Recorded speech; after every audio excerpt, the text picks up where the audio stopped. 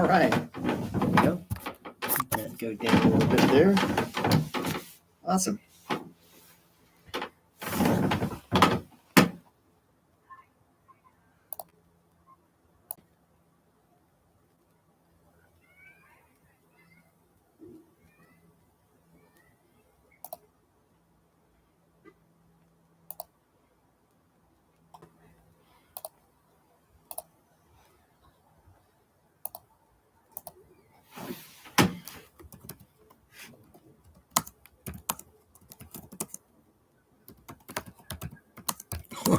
Only one of us.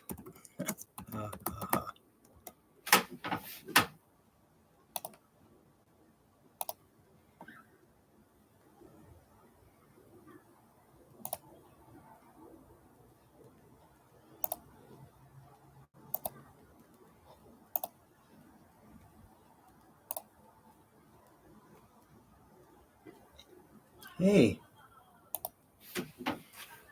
Hey, happy New Year's to you too.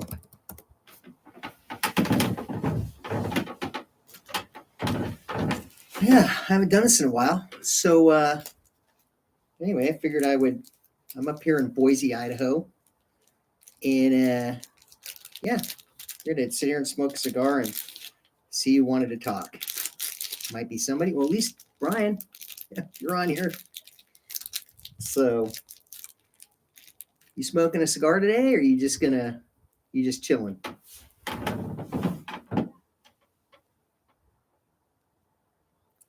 Hey, how you doing, Douglas? It's just a Le Cavalier Geneva pyramid. Let me see, what is it? Cavalier Black 2 Torpedo. Yeah, so my buddy who lives in Vegas, he went to the Big Smoke, and he took his wife. So they had 2 passes to get in, and they picked up a bunch of cigars from the Big Smoke, and this is one of the, I don't know, 100 cigars that they got from the Big Smoke. You know what? I got to get a letter. I'll be right back.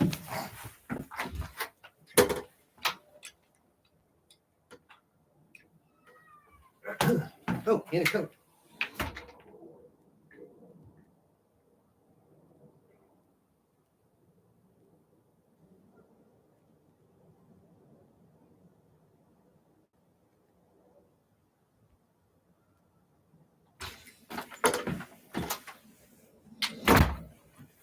Okay, here we go. Now I'm set. Relaxing with the course. Got it. Thanks, man. Appreciate you. Yeah, just trying to do my best with the unboxing and everything like that, and then do an honest review. As you well know, I don't sell cigars, so try and be as honest as I can. And sometimes it sucks, right?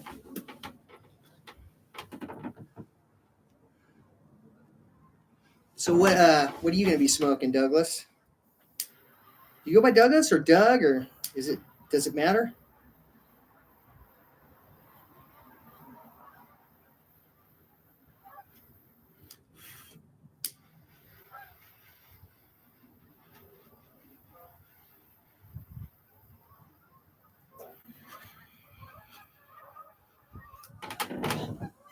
Okay, all right, Doug. Gotcha. Yeah, I like to ask people that because, my name is David, but I like to go by Dave, right? So it's only fair that we keep it for everybody else. Looking in the cabinet now. Okay, Doug.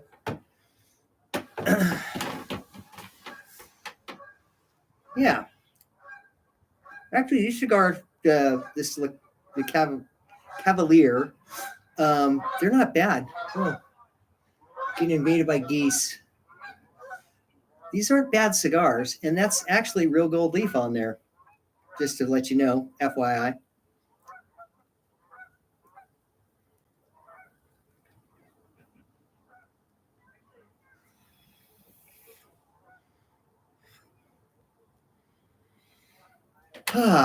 Yeah, so it's been a while since I've done anything like this, done like a live feed or anything like that. figured I would. It's it's New Year's Day and whatnot. So figured I would go live on New Year's Day and answer any questions or whoa, kick my computer over, that kind of stuff. Wow, that's like. There we go. I guess I got to watch my big fat beak. Wow. So, for those of you that don't know, we moved up to Boise about a year and a half ago, living up here, but I've split my time between here and Southern California. And so, but I'm up here now a lot of the time. And yeah, so that's what's going on. I was just in Southern California, though, this past week, just hanging out there with my roommate in Southern California. Everybody del mundo. Wow, Taínos. That's a nice stick.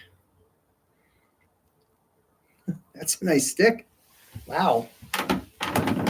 That's kind of an uptown stick. That's like 10 times this one. Oh, so I'm a flight attendant with United Airlines. Gotcha. Yeah, flight attendant with the United Airlines. So that's why I maintain the residence in California.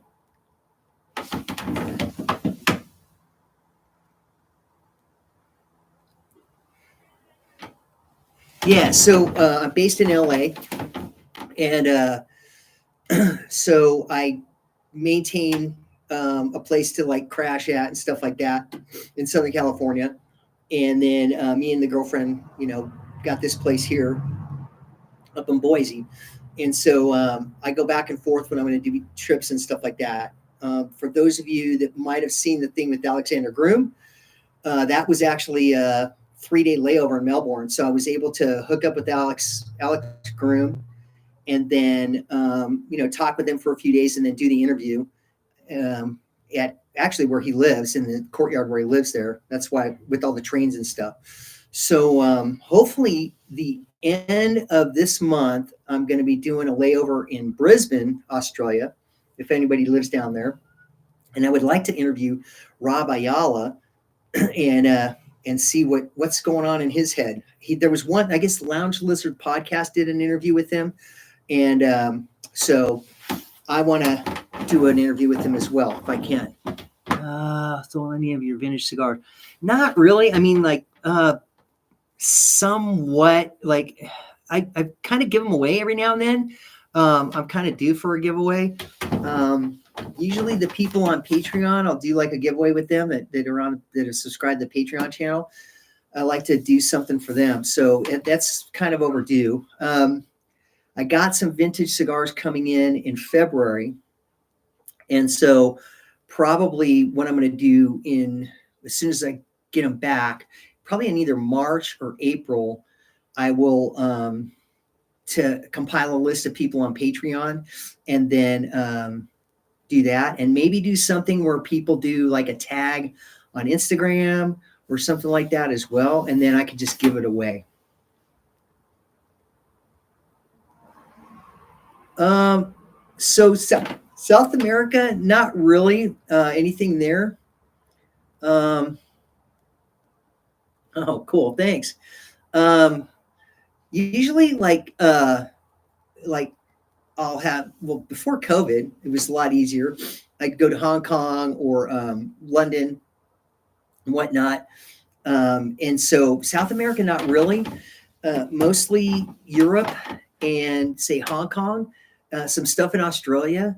But I mean, now basically kind of London a lot more. Is kind of where I've been concentrating on getting the older stuff. The newer stuff, I just pick it up from friends and stuff like that. Or like, I have ordered stuff online before. I have done that, but I really pretty much don't do that anymore. I pretty much just kind of pick it up over in London, or I have friends that will send stuff and whatnot. Monte Fortuna, I've heard that one's really good. There's also what is it? Cigars of Habanos. That's one. What else? Cuban Luz, Puro Express, and then there's always Top Cubans. That one's the most expensive. I think they've been probably around the longest. Top Cubans. Oh, I Havana. Yeah, that's right. Yep, I Havanas. That's another one too. That's another good online one.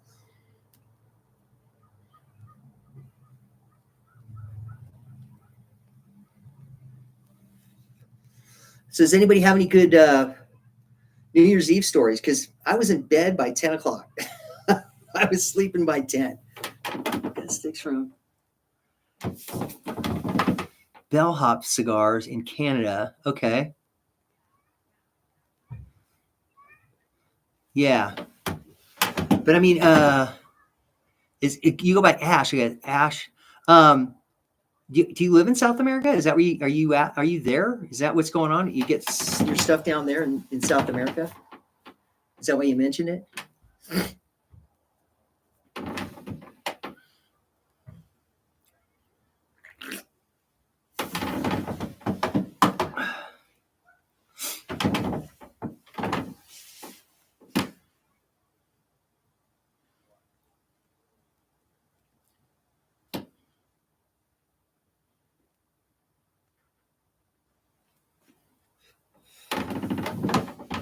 Whoopsie. I just noticed that this is backwards. Wow. That's kind of crazy. No, I just wanted to query. I was not sure if those who purchase always receive their sticks. Oh, you're from South America. Oh, South Africa. South Africa. Okay. Okay. So I think South America, you meant to say South Africa. Me and the wife went to get some Cajun food. The car ran out of gas. It was my fault. I ended up calling the police that gave me a ride to the nearest gas station. So I was in the back of a police car for years. Now that's a good story. I like that one. That's hilarious. That is so funny. Wow. That's a good one. I like that one. That's pretty funny. It was yeah, absolutely. So did you end up getting your Cajun food though? Did you and the wife? I mean, I would assume that you just got the gas and you were able to head on your way and get that food.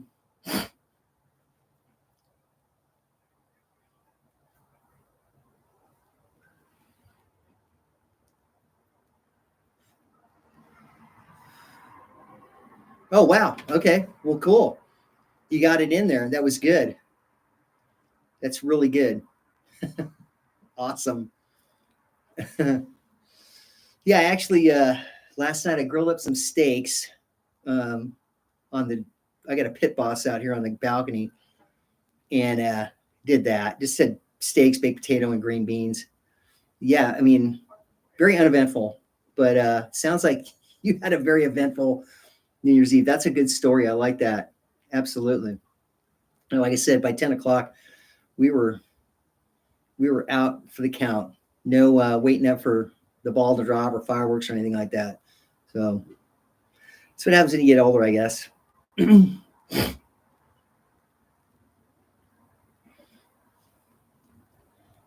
yeah, so getting back to, so probably be giving away some cigars here in March and April. Um, some Monte Cristo maybe, yeah, Monte Cristo and Fonseca number one, which is one of my favorite cigars. What I really liked Fonseca number one. There you go. Yeah, yeah, I know people have got from them that it's fine. Actually, I've had somebody say that I don't know if it's Monte Fortuna or I can't remember. One of those ones that's pretty reputable, and they said that they actually had sold them some cigars that were fake, and then they contacted them, and then they gave them their money back. So sometimes even those people get tricked. Not very often, but every now and then. something like that'll happen. But it's pretty good because shipping's guaranteed and everything like that. Yeah. But a lot of times with those guys, it's good. I mean, because you could go into groups, cigar groups and stuff like that, and you get stuff, and it's kind of on you. Like I remember there was a cigar group that I was in that's no longer on Facebook because of the whole algorithm thing and all that kind of stuff. And basically, it was a good avenue for buying stuff, but it was on you. Like if I bought a box of cigars from you, I would send you the money, you would ship them out, and if they didn't show up, it was like, sorry.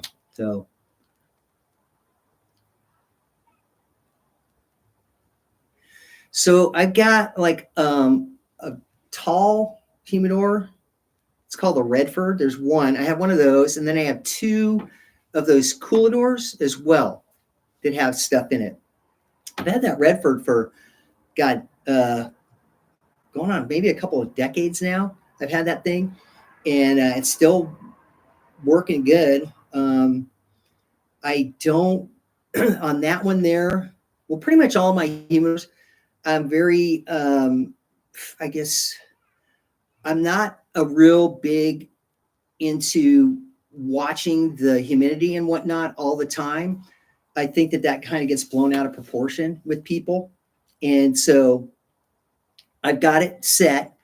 I know what know the way I like it. And then if something is off or whatever it is, I don't get too concerned about it because usually it corrects. A lot of times when you open up that door, it like throws everything out of whack and whatnot. And then usually what I do is I'll take two boxes and put them in big plastic bags and put them in the humidor. So that what it does twofold thing. One is the escaping of humidity gets mitigated. And also if you have a bug infestation, then it's only going to be to whatever two boxes or whatnot that you have wrapped in the plastic bags, and it won't spread to everything else. So that's kind of like, it's like a twofold reason for that, for doing the plastic, putting them in plastic bags and so on and so forth. So it actually, it's a twofold thing. So yeah, that's basically what I have. So everything's good with that. And I just throw stuff in there and then let it sit. And then I keep trying all this New World stuff, keep smoking a lot of that because especially with the prices of Cubans now, I mean, it's like crazy, right? I mean, you're paying what, I think $700 for a box of Monty 2s or something like that now, like around 700, I think, maybe a little more, maybe somewhere around there, 600 to 800. I don't know. But that's a lot of money for 25 cigars, right? And so, smoking this stuff kind of keeps my pocketbook, because I'm not rich.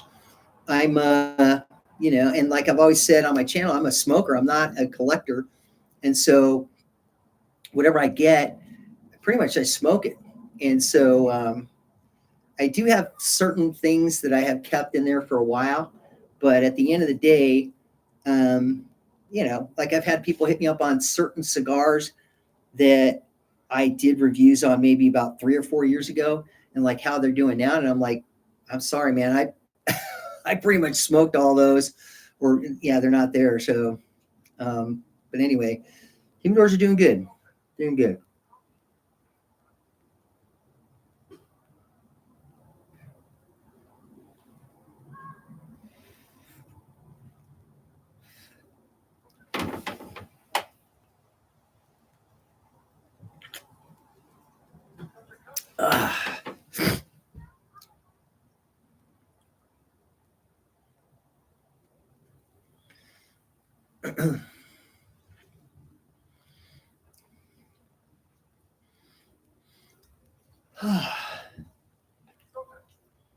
But today's actually a pretty good day up here, considering. Let's see here. It's 25. It's not 25 now.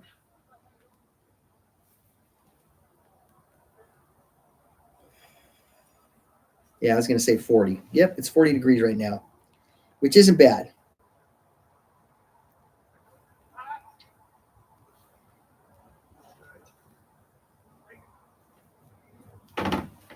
Action all over myself.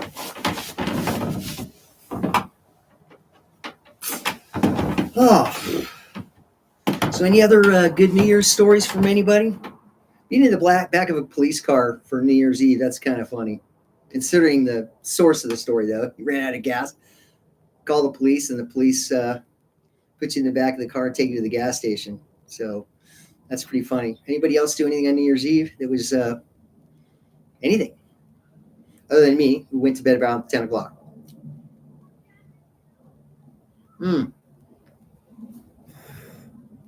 Smoking a Cavalier Black 2 Torpedo. That's what I'm smoking. Nothing fancy. Got it from the Big Smoke. Well, my friend got it from the Big Smoke, and then he sent me 2 boxes full of cigars and stuff. And actually, this ashtray right here, too. It's pretty nice. Heavy duty ashtray.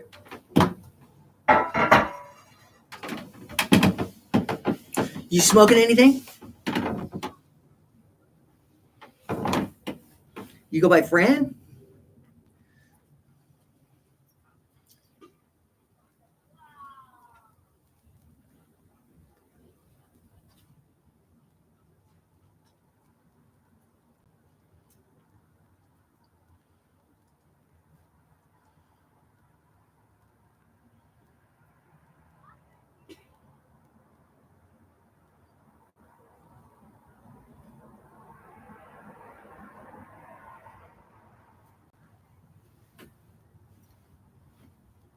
The sound of silence.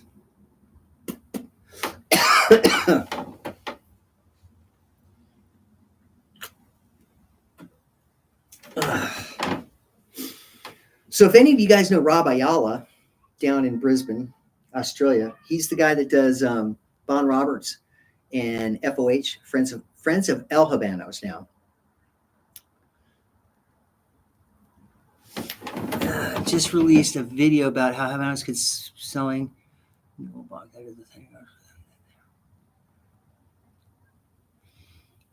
Habanos could be selling new old boxes. So like boxes that they've aged, the Añejados. I know they just restarted the Añejados series again. They're doing an Añejados this year. I can't remember what it was that they released, but it was an Añejados. Is that what you're talking about? Because I know that they just did.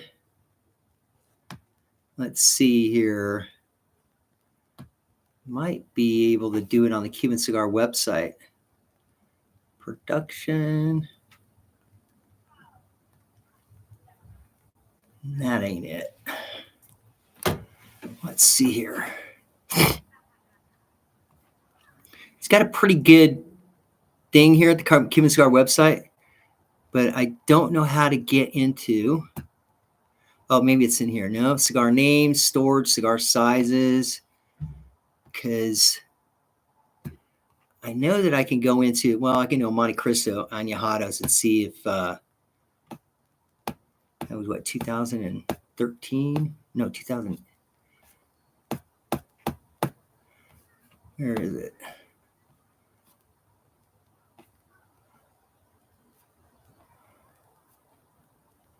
There it is. Aged Habano series. And yeah, so Trinidad is going to release a 2021 Habanos Añejados Liguito Especial, which is a Lonsdale, which should be pretty good. Cohiba limited edition box was legit. Cigar legit, etc. But it had a serial number hidden on the band, which was released until 2000. Yet the box said 2014 and was legit. I don't know anything about that. That's interesting. That's really interesting on that. But 2014, that was the oh God, what was that? I'm gonna have to look it up.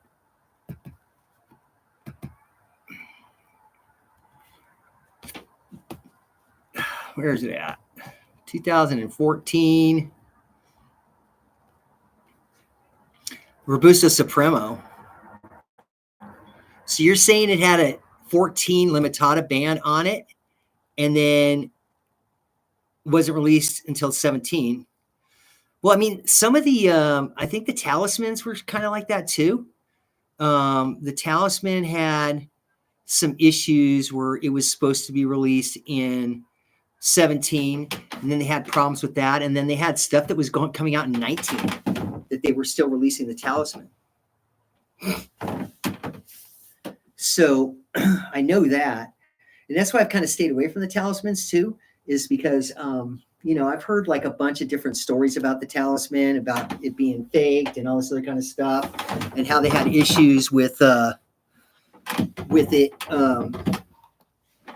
what and whatnot. So I really stayed away from the Talisman, to be quite honest.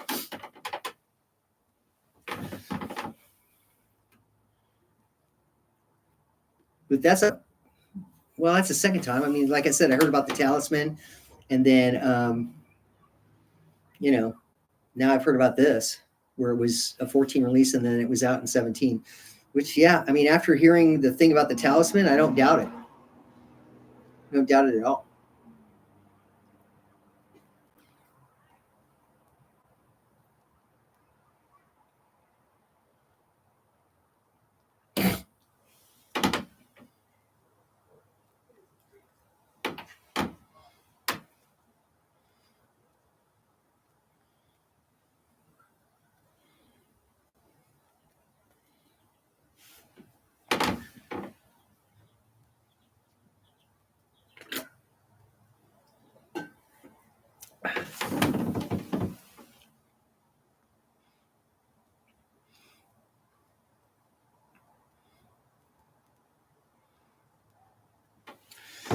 Yeah, I mean, the thing about asking Habano's essay directly, it's been my experience with that, is that everybody that I've talked to, I mean, you get crickets basically from them. And then a lot of times, if they don't know, they'll make up an answer at times. I've been told that too as well. So hopefully, is Habano News, is that a website, or is that a YouTube channel?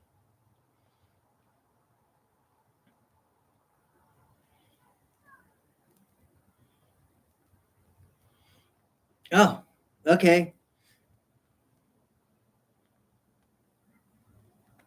Okay, so it's called Habano News on YouTube. I'll look at it. I'll check it out. Thanks, man. Have a good dinner. Happy New Year.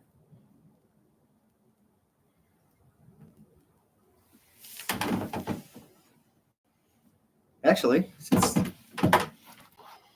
no questions, I will come in here and check it out real quick. Habano News. Habano.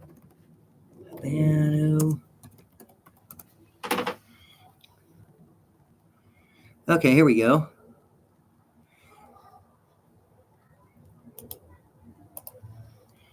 Well. Looks like Truman Capote a little bit. Got that fedora and everything like that. That's kind of cool.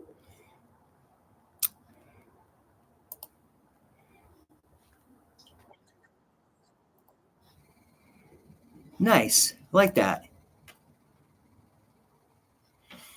We have to check out some of the stuff the guys post on there. That'd be cool. Yeah.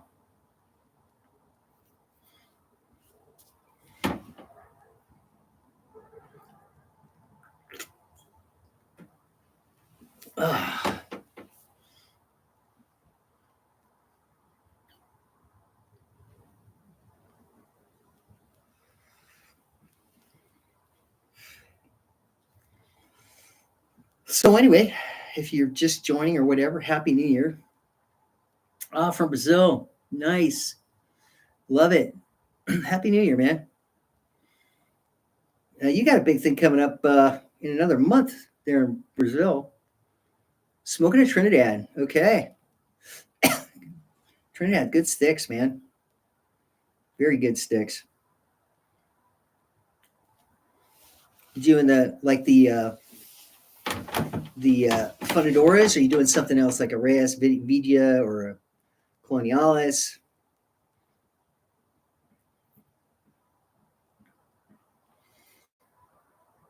Yeah, February gets pretty hopping down in Brazil in February for that Mardi Gras thing. I heard that Mardi Gras is a thing. Oh man, yeah, yeah, yeah, that's a thing.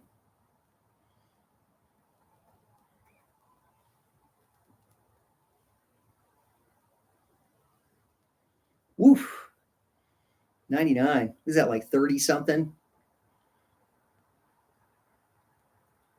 33, something like that. Yeah, that's hot, boy, and humid. I would imagine too, as well. Hot and humid.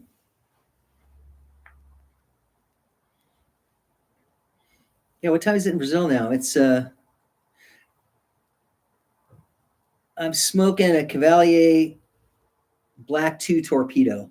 What I'm smoking. Um, what was I going to say? The time there, because it is 12:30 here in Boise, Idaho. 4. Okay, so you're 3 hours ahead of 4 hours ahead of Boise. Wow. Well, Brazil's big, man. Now, are you in Sao Paulo or? Um, oh gosh, I want to say Lima. Lima's in Peru. Sao Paulo. I know Sao Paulo, and the other big one. Are you okay? Sao Paulo. Okay, didn't have to think of the other major big city in Brazil. Santos. Okay, or Santos. Okay. Mm, that guy could play some football. That's what I hear. And I think he won a World Cup too. Yeah, it's kind of a big deal down there too back then. Yeah, that guy was Pele was something. Yeah, he won. Yeah, 3. Yeah, incredible, incroyable. I don't know how you say that in Portuguese.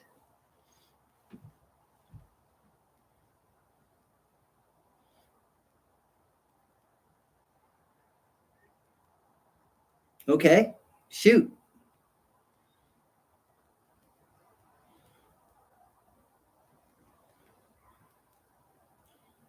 Okay.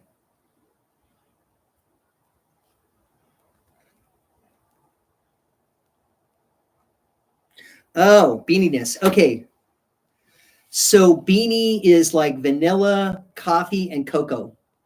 So a beanie note would be like if you pick up vanilla, coffee, or cocoa. That's beaniness. And usually, if you pick up one, you'll have one of the other or whatever, so on and so forth. The beaniness is that's what it is. So yeah, that's what beaniness is. Like the cohibas can really have a nice beaniness to them. What I found with them, along with that grassiness in there and whatnot. But yeah, cigars beanie. It's for me, it's vanilla, coffee, or cocoa, and they're kind of interchangeable in there.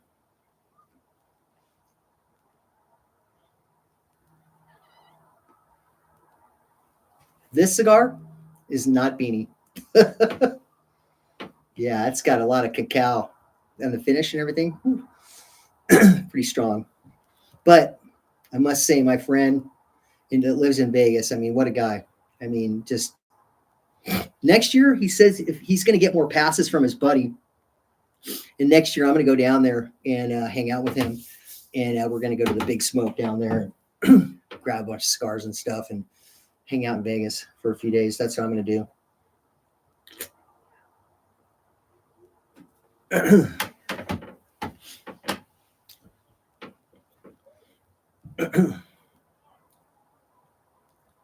Yeah, it should be good. Uh, I mean, I can only do. He doesn't live, on the strip or anything like that. So it's like he's way off the strip. So it's nice to, you go there and you don't have to like be in that whole circus of Las Vegas, which is the Strip and downtown. And it's a lot different when you're not actually on the Strip and everything like that. It's more normal, and you can kind of go there or whatever. So yeah, it should be fun. I'm looking forward to that.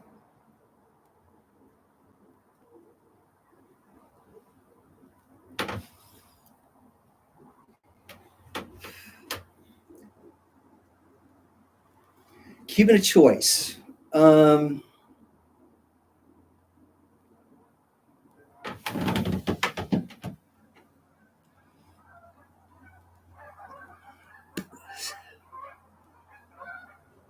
what do you like the most?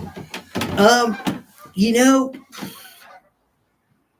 I'd have to say now a lot of people like Boulevard, Cohiba. Um, what I like about Romeo is the fact that it's kind of like Christmas, and it's kind of like you kind of don't know what you're going to get because it can have that beaniness in there. It can be fruity. It can be woody. Um, it can be just all over the map. Let's just say with the flavors in a Romeo. And so I like that fact where it's kind of like you watch the Harry Potter movie where like they do those jelly beans or whatever, and they don't know what the flavor of the jelly bean's going to be like. So with Romeo, it can be that way, which it can be off-putting too. But then again, when you get a good Romeo, it's just to me Romeo and Julieta. That's really good. So I mean, if I was gonna do that, I would the Romeo and Juliet Cazadores. That one and aged Cazadores. Actually, I got some coming from London from I think 95 or something like that from the 90s.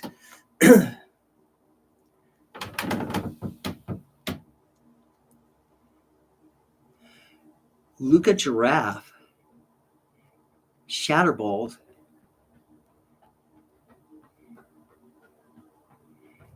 What is meant Shatterbolt? My local giraffe. I have no idea what that. What's Shatterbolt? What is that? Cheers, Shattered Bulls. Happy. Oh, Shattered Bulls. Oh, okay. Shattered Bulls. Okay, got it. Where are you at with the Shatter? What do they do that?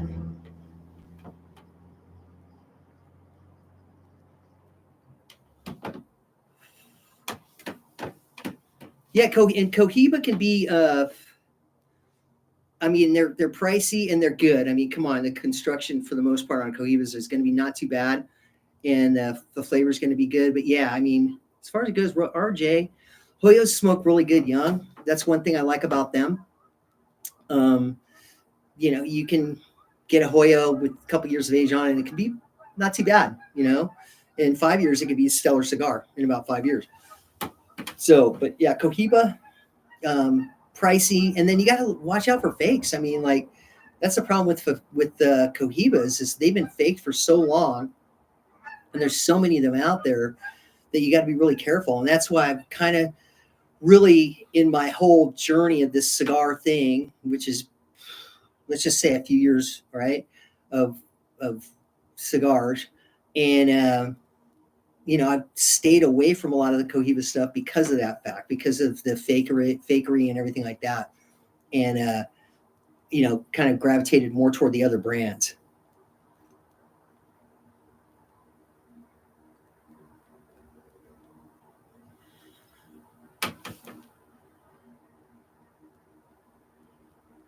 South Bay.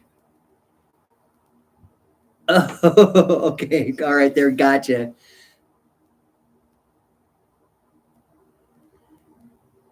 Yeah, dude. Like all the vintage, the Cuban Davidoffs. I always tell people stay away from them, man. The Cuban Davidoffs are like that's like a myth now. I mean, I've smoked I don't know how many Cuban Davidoffs. I've smoked a lot of Cuban Davidoffs, and yeah, they're if anybody. And I've talked to people who say, "Oh yeah, I just smoked a Cuban Davidoff, and it was like fantastic and all this other kind of stuff." And I'm like going, I mean, unless you vacuum seal that thing and put it in a freezer for in like the 1980s or the 1980s or early night like 90. basically. Um, and what's strange is the fact that the Cuban Dunhills still have a lot of flavor to them, and they're outstanding cigars. But the Cuban Davidoff is like 180 from Cuban Dunhill. That's my opinion. And maybe I've just been unlucky and I've smoked 150 Cuban Davidoffs that are just like not good. But, the Cuban Dunhills, on the other hand, I've smoked them and they're like, wow. Especially the Estupendo. The Estupendo is that's a stellar stick. It really is.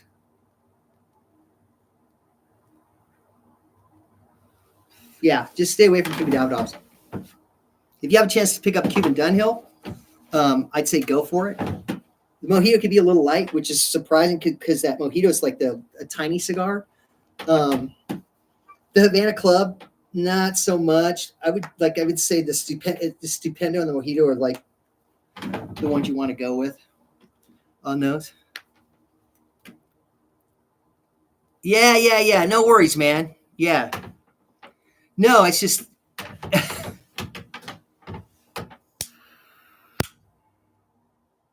yeah. But when you're doing cigars, these things are indelible. And on your side, they are too. So I'm glad that I've been able to help people fix these things and make it to where they can use them. You know what I'm saying? So, everybody has their own thing that they do. So yeah. So that's what it is. Okay. No worries.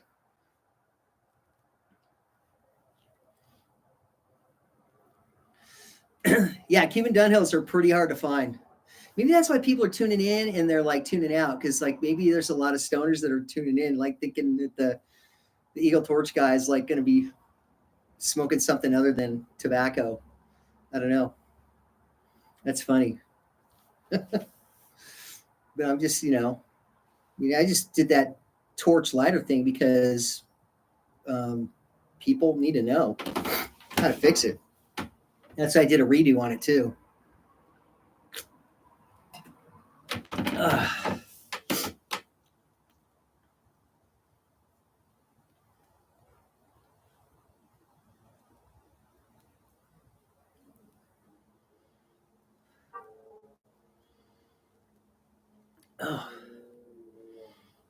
Oh, send the link for what?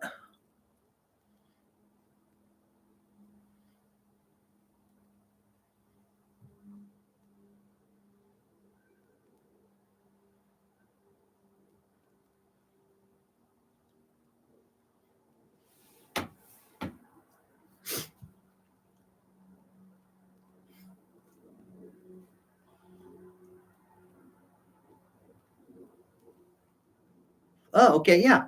Go ahead. Yeah, do it. Why don't you email it to? Let me see here. Just do a.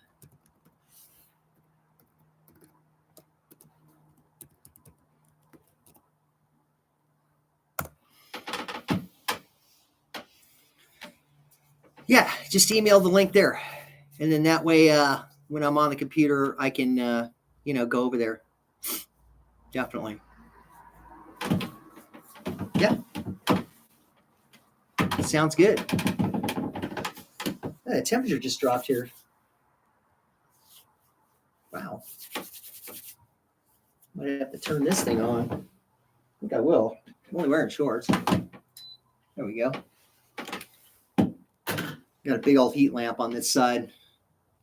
It might turn orange on the video. Get that in there. Oh yeah, there we go. That's good.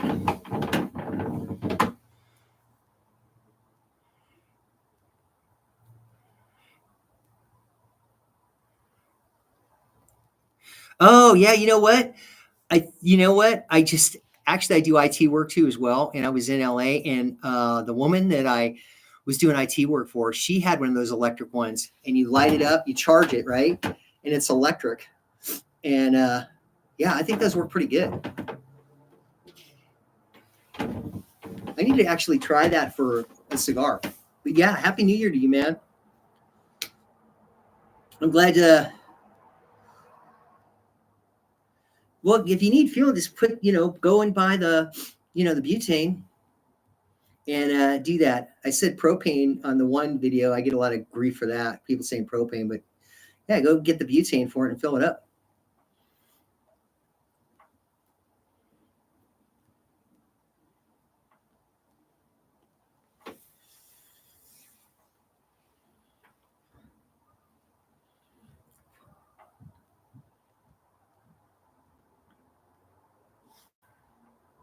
Oh, that's a lot better. Wow.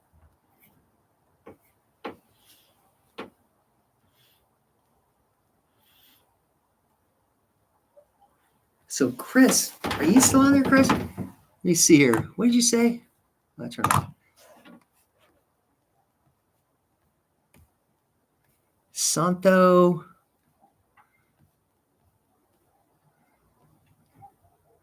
Do New Year's hike with the sun at the moment. Okay, gotcha.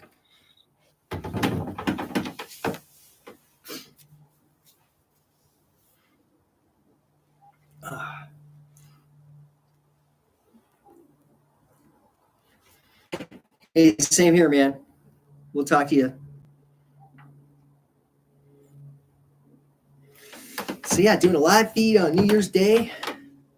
Thanks, man. Hey, you enjoy doing what you're doing too. Oh man.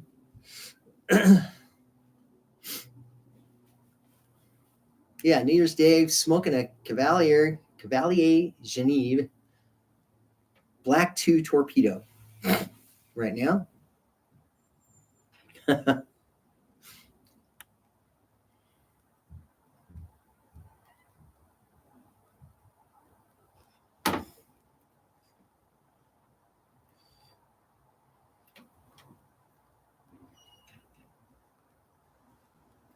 There it is.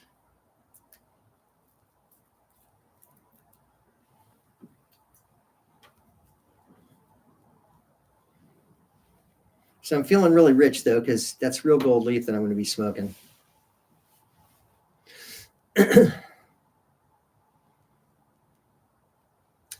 So I'm going to ask this question again. Anybody know Rob Ayala down in Brisbane, Australia? Because if they do, I'd like to talk to you and see about, because I'm going to be in Brisbane at the end of January. I'm going to be in Brisbane and want to do an interview with him. So be kind of nice to talk to him and pick his brain about Cuban cigars and all that stuff. And he's doing a non-Cuban line called Nudies as well, which is kind of interesting. And I guess Hamlet Previous is doing the rolling and whatnot with that, overseeing it.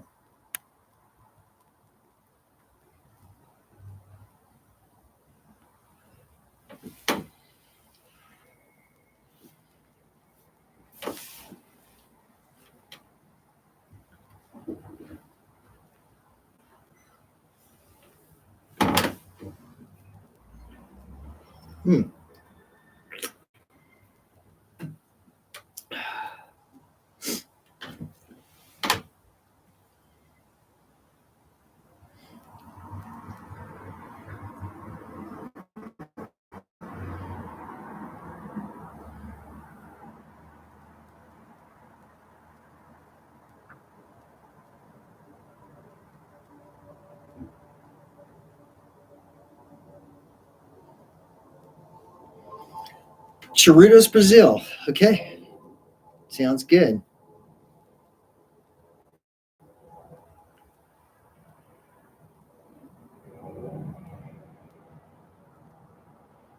Yeah, Churritos, Brazil. I got the thing on here on my phone, so I will I'll hop over there once I'm done smoking and whatnot and get in that group.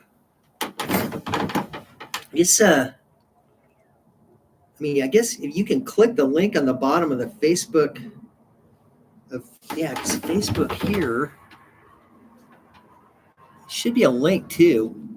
So normally people will ask me to join groups and stuff like that on that, but I'll look it up. Churros Brazil. Sure, I can find it.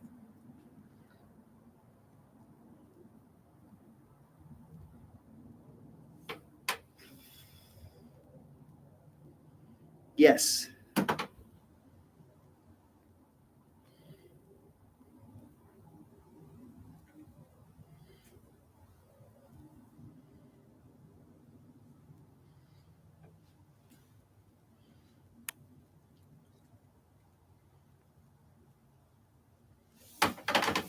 Ah.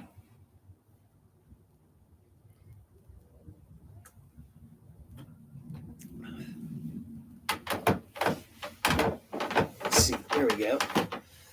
Ah.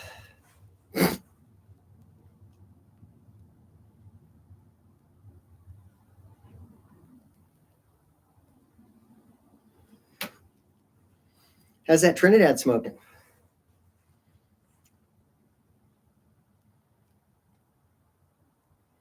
And do you only smoke Cuban cigars, or do you smoke non-Cuban cigars as well?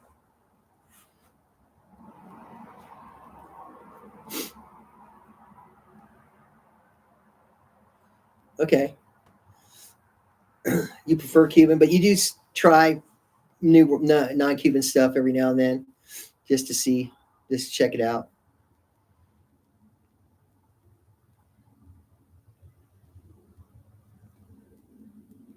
Okay. Yeah. Yeah. I've had some people hit me up that are Cuban smokers, but they're like kind of dabbling with the non-Cuban stuff because of the prices. Ah, they're too sweet. Okay. Well, how about Padron? Padron is like, would be more of that earthy, kind of rich, non-sweet tobacco. The Padrones. I always find Padrones to be not sweet at all. Yeah, but Padron. I mean, the thing about the thing about non-Cubans in general, I think personally, is the fact that they're a lot stronger than Cuban cigars all the way around, except for, well, the Davidoff tend to be lighter. And that's why I think that people that smoke a lot of Cubans can smoke a Davidoff, because the Davidoff, yeah, yeah, exactly. It is. Yeah, it can be. Yeah, it really can. I mean, even if they're like, got some age on them, I have some Liga Privadas that probably have about, I would say, between 5 and 6 years of age on them. And so they've kind of mellowed out a little bit. And, but still they can kick you in the mouth and your nose pretty good. Pretty good. Although the Hoya de Nicaragua, a numero uno, that is like kind of an exception to the rule. Those cigars are very mild, and they smoke like a Cuban. Personally, I did a review on them on the YouTube channel, and to me personally, that's a good cigar, and it's very Cuban-esque. They're a bit pricey, and they're kind of hard to find, but at the end of the day, they're pretty good. Yeah, my father, no, my father's not going to be. And this cigar here too, the Cavalier, no, that no. Um, like I said, the Hoya de Nicaragua, the numero uno, that one there. The believe it or not, the La Flor Dominicana Andalusian Bowl, that's a milder, because La Flor Dominicana is basically like your My Father. It's like a very strong cigar, and when you smoke the Andalusian Bowl, first of all, it's a huge cigar, and it's just a very big time commitment to smoke that cigar. But those cigars definitely, they're a lot milder than the LFD, the regular LFD line, and those cigars are pretty good. But I think it's just because there's so much tobacco in there, so they have the Seco and the Velado. They have to put more of that in there to burn, so the Ligero is less. So your proportion of Seco and Velado to Ligero is going to be much greater. And so, but mostly for, and even the Cuban smokes, right? If you smoke a Monty A or like the Salomon, or bigger ring gauge Cubans, they can be a lot milder than say like a Petit Corona or like a Party Short. Party Shorts are a pretty strong cigar, but they're small, So I think it's the percentage of Lajero to Seco and Velato in the smaller cigars that's like more commensurate with one another than as you get bigger in the ring gauge. You need more of that Velato to burn the cigar, right? And so you're going to get a milder smoke. That's just my opinion. Take it for what it's worth. Just a knucklehead.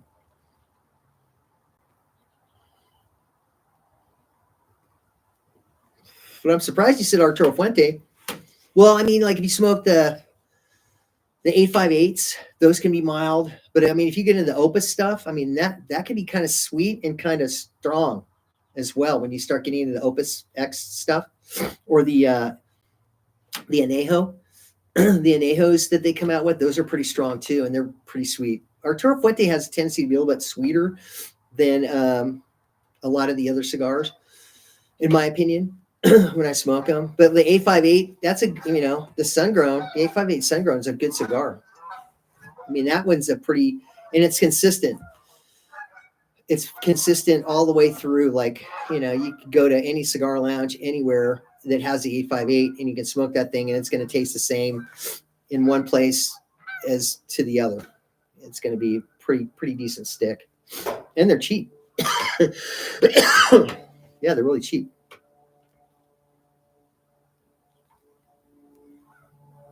The Oscuro 2. You know what? At the top of my head, I don't think that I have smoked that. I like the late hour. The late hour is a little bit more punchy than like say like the regular. But the white label Churchills are good. I like those too. But I like the late hour. That's a good one.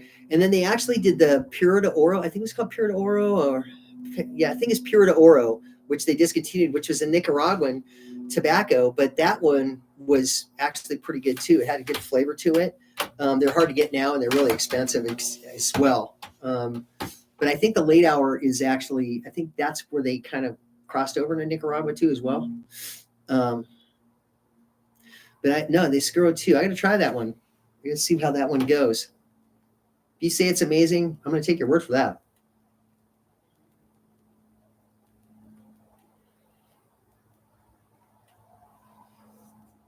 Yeah, these cigars aren't too bad. They can be a little punchy, but they're not too bad. What I found is some of the foundation stuff that I've smoked, that stuff can be super punchy, like the El Wawense, the Olmec, the Menelik. Those can be pretty punchy.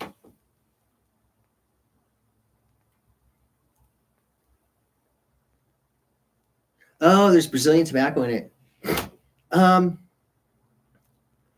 There was there was something Naranja or something like that. I can't remember who made that, but that had Brazilian tobacco in it. It had a very nice citrus note in it. And it was like oranges, like it had like orangey, citrusy, kind of a sweet. I can't remember what, but it had Naranja, which is orange, right, in Spanish, in the name of the cigar, I believe. And that was a citrusy cigar. And I believe that was Brazilian tobacco that was in there that did that. And that was actually pretty good. Yeah, I can't remember the name of it. I can't remember the name of that cigar. Actually, when I was down in, I was on a layover in Tampa and went to they have a really nice Davidoff lounge in Tampa. And you should look up the Tampa Davidoff lounge. And it's wide open, right? And basically all the cigars are in the smoking area and the bar, and everything is open. It's all one big area there. And they had some of those there that I smoked, like along with the La Polina, the Goldie, some other ones. Florida's a good place to smoke cigars though, man. I think it's because of the humidity in Florida is so high that when you smoke a cigar down there, it's kind of like, being in Cuba or whatever, because the humidity is so good. Yeah, you should look it up. I mean, it's Davidoff, Tampa. You just need to look it up, and you look at the pictures inside. It's a gorgeous lounge, and it's really nice. And it's amazing how, like, basically, because they have all the racks of cigars all along the rows there, and people are smoking away in there, and it's just perfectly humidified and everything like that. And yeah, it's amazing. But yeah, that's what I found in Florida. When you're down there, it's a good place to smoke cigars, I think, personally. It's kind of commensurate with Cuba, like the humidity and everything like that. Kind of the same. Yeah. It's a place I would like to go to once. I mean, I've been to Guantanamo Bay because I did some charters down to Guantanamo to drop people off there. So, but I got a T-shirt actually that says Guantanamo Bay, close but no cigar. I've never actually been to Cuba itself personally, but yeah, I think I would like to visit it one time just to see and everything like that. But yeah, there's a lot of other places. Brazil's nice.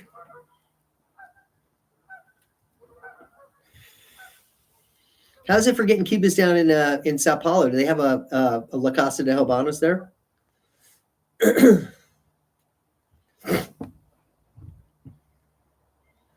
Yeah. So how do you get your Cubans down there? Do you like actually go to a casa, or do you order them online, or how does it work for you doing that? ESCH Cafe. Is there more than one place I'm sure Sao Paulo is a huge city. I'm sure there's plenty of places to smoke and buy cigars. How is it with the taxes or whatever it is, like when they mail them into Brazil? Do you have a problem with when you get them online? Yeah, with people confiscating your cigars sometimes? Yeah, I would imagine they are. Because I know people in Europe, they'll get tagged for the duties on the cigars, so they'll come in and then okay, good. That's good to know. Canada's the same way. They'll bring them in. They'll mail them into Canada, and then they'll get stopped at the border, and then they'll tag the duties on there that people have to pay on there. Canada's really strict about that stuff. So that's good to know that you're good to go on that.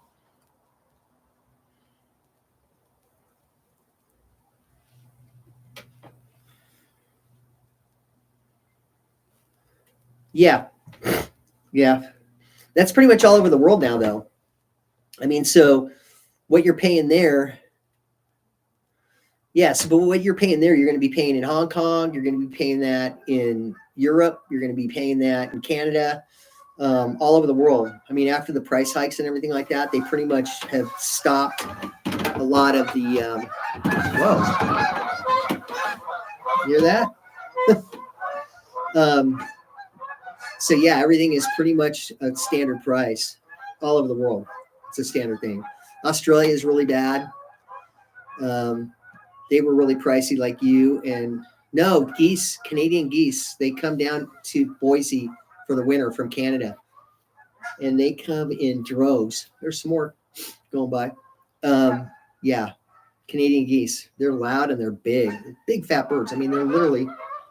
Here we go. There's more of them. I mean, they're like probably stand about that tall, like that, and about that wide. They're just big birds. So yeah, like that, it's a standard price now, and that's another reason I've stayed away from Cohiba, because I look at, back in the day, I'm going to spend, say $3.50 on a box. Let's say old prices, $3.50 on a box, or I can buy 2 boxes for $3.50, right? So what are you going to do? You're going to buy 2 boxes, and like I said, the Cohibas have always had that fake factor as well. That it's not. Not too good, right? So you have to be careful of that as well.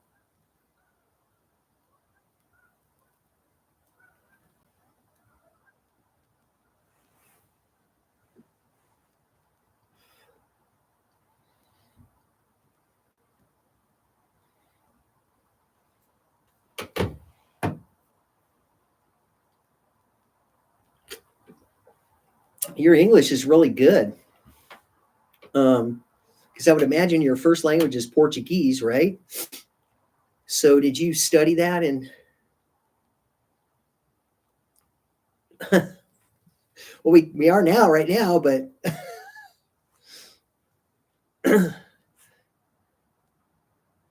yeah. I mean, how did you learn English? Did you go to school and learn that, or because your English is really good? It's you'll follow un pouco de Português.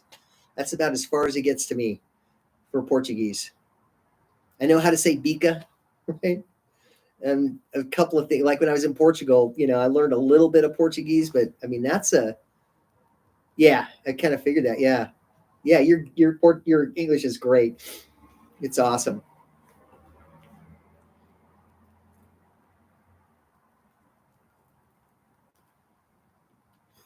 So what are you doing down there in Sao Paulo? If you don't mind me asking. Ah, okay. Translating stuff and everything. That's good.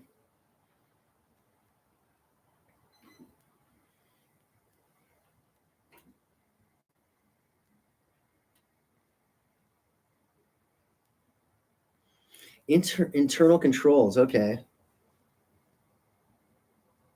Ah, SGS. What is this? What do they do? SGS? I've never heard of them.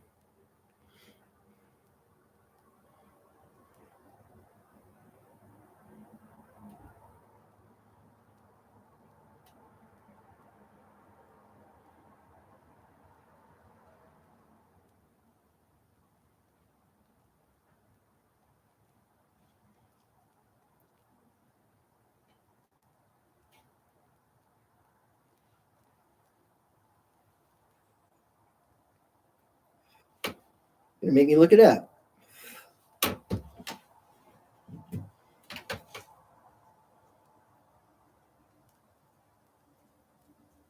Oh, for ships. Oh, wow.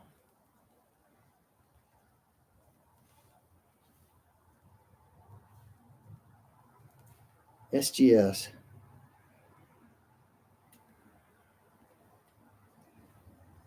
SGS company. Testing inspection certification company. Got it. Okay. Wow. Okay, so they do a lot of stuff. Okay.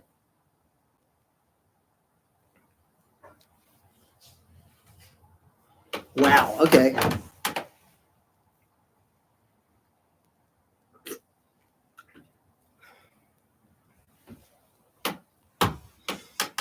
Yeah.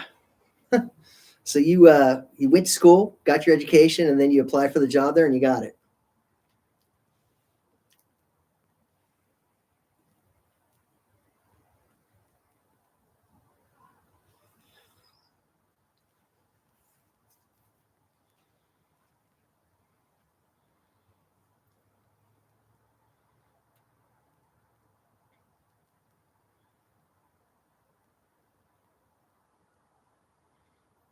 Hey, man. Yeah, it does a lot. Day tickler. Same right back at you, man.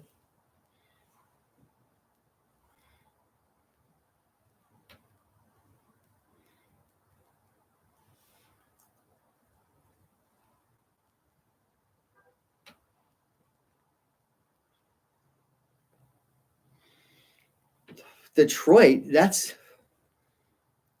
Wow. Detroit is that's quite a difference between Sao Paulo or that area and wow. I mean, right now it's pretty cold up there right now. And he's been up there a while. No, I'm not in Southern California. I'm in Boise.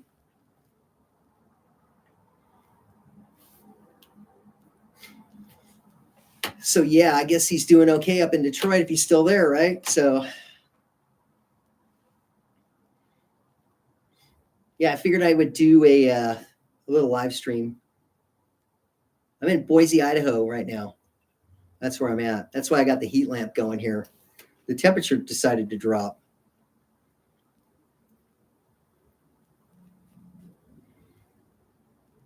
So this heat lamp is helping. Yeah, when I came out here in shorts, it was fine, and then and then yeah, it's gotten a little bit chilly. Yeah, it sucks smoking outside here in the winter. You have to be dedicated if you're going to smoke outside here in the winter.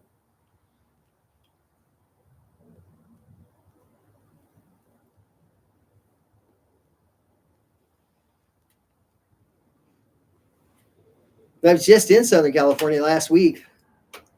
I was there for like a week, hanging out at the house with my roommate down there.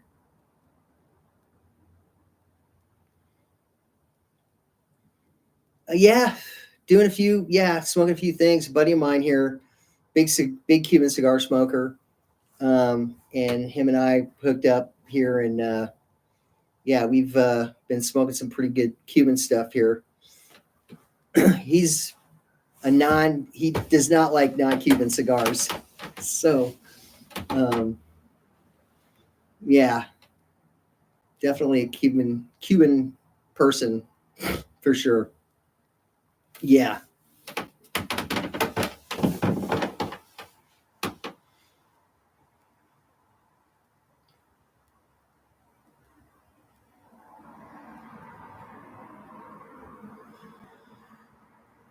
All right, man. Hey, I got your group too, so I'll be popping over there as soon as when I get off. I'll pop over there. So yeah, nice talking to you.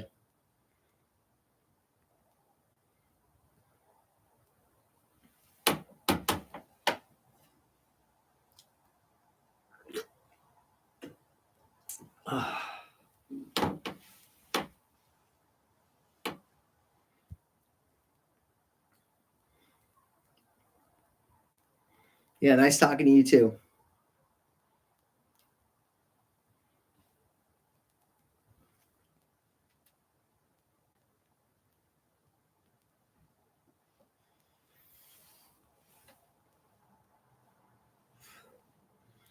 So what's going on with you, my friend? Anything new? I believe what you said you're in. I want to say Florida. I think Florida or well, yeah, I'm there sometimes, and I'm up here sometimes. I'm kind of going back and forth because of the flying thing. I got to go. I'm based in LA, so I got to do some flying and things like that. So I've been bopping back and forth. So yeah, yeah. Now where are you at again? Because I want to say you're not in Florida, right? Where are you?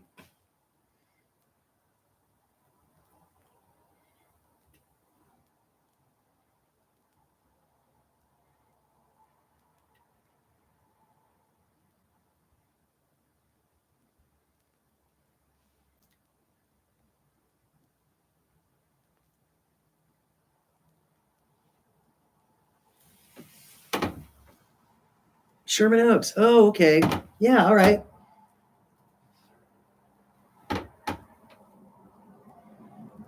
Did we ever meet up over like in did we ever meet up over in at oh god, a place on Ventura Boulevard. I forget the name of it. Cigar Warehouse.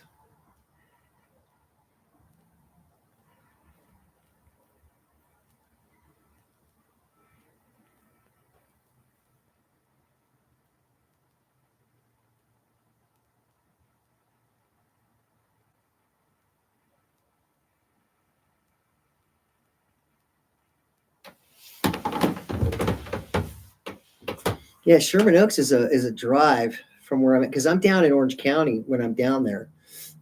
I used to be up off of the 405 in Sunset over there, which was a lot closer. But now we sold that place and then moved up here. Yeah, pre-pandemic. Okay, yeah.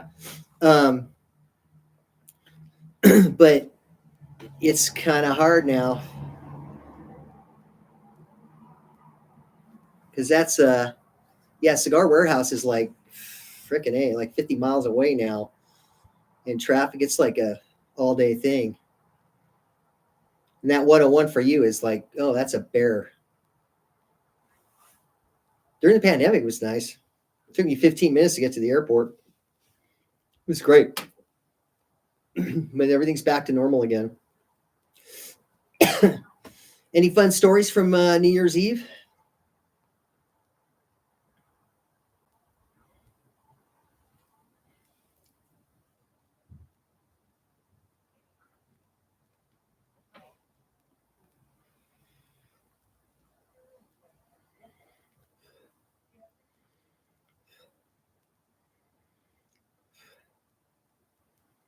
Yeah, is that the one that was? It's got a patio out in the back now. It used to be called something else. That's the one that used to be called something else, and the guy lost his lease, and then they came in there and bought it, right? That Stogies. Yeah, that's a nice place. I mean, they did a good job, you know, because you got inside and outside there. It's really cool. They still play poker over there?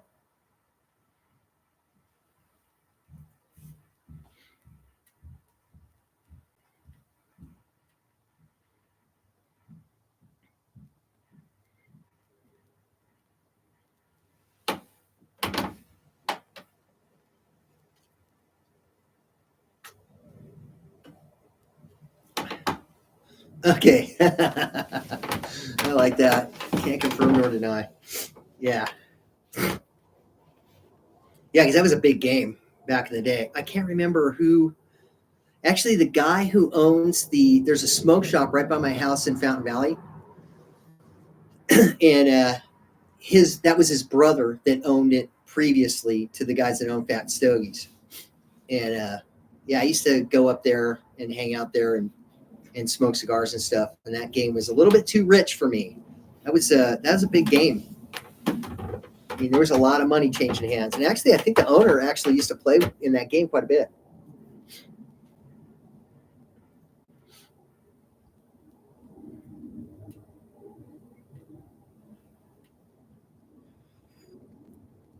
They're playing in that game now. Oh my god, there's got to be some stupid money flying around there. Then I mean, those guys have got.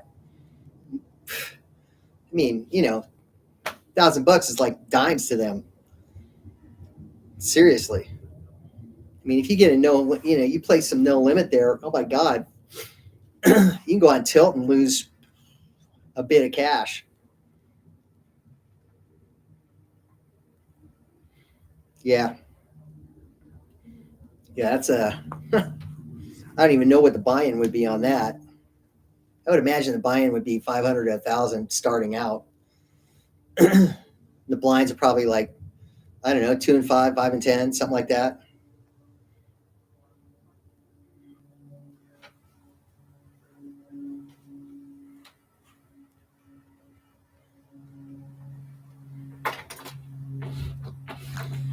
Bye. See you in a bit. Okay, bye. Who are you talking to? I'm live on YouTube right now.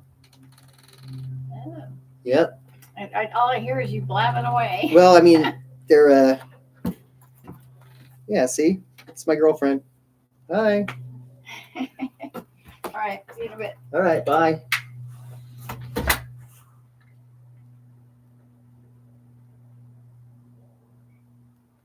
Oh, they changed that up.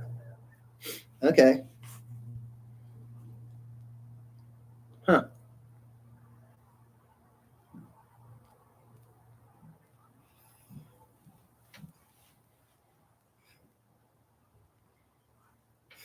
Wow. Well, it's good to see that things have stayed a little bit the same there. Their humidor was a little light though. Starting out, I know that I haven't been there in a few years, so I wouldn't know. But I would imagine their humidor's probably gotten a lot better with a larger selection of cigars there.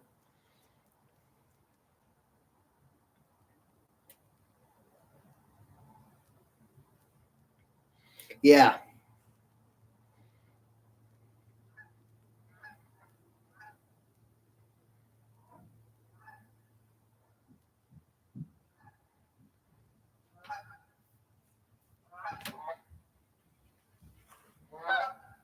Oh, really? Okay, it's still trashy. All right. Yeah, I mean that humidor was never. I mean, the previous owner, his humidor was. I mean, he had a really good selection in there. But I know when they took it over, I don't know, they were running it kind of very thin, and they kept saying, "Oh yeah, we're gonna add to it," and so on and so forth. But I guess they haven't yet. So you would think with a drop like that at that game, they would be able to stock that humidor. I guess not.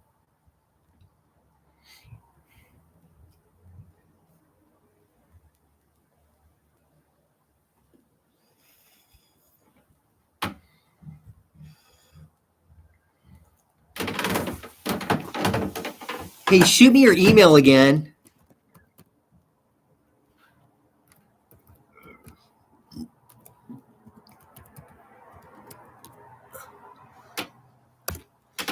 Shoot me your email again so that we can.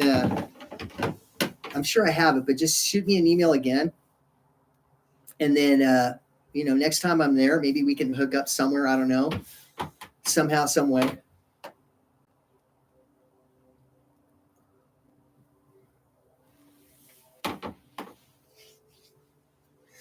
What about the? Now there was a place farther up Ventura.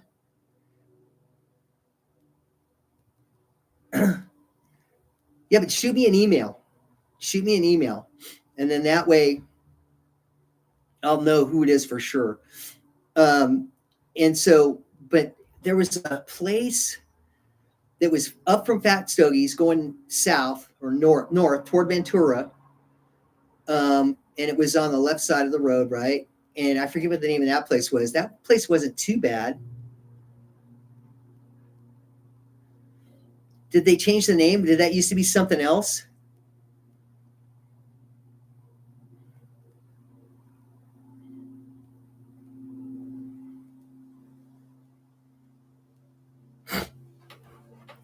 There was a place. Oh shoot, I gotta look it up now.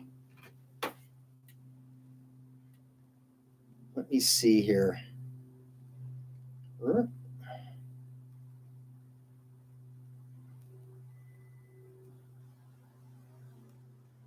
There's the 5. There's the 101. Encino, Tarzana. In Woodland Hills, there was a cigar lounge.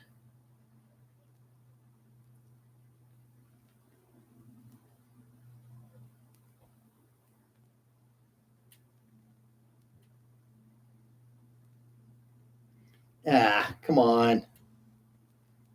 It's doing it in Boise. I did cigars near me.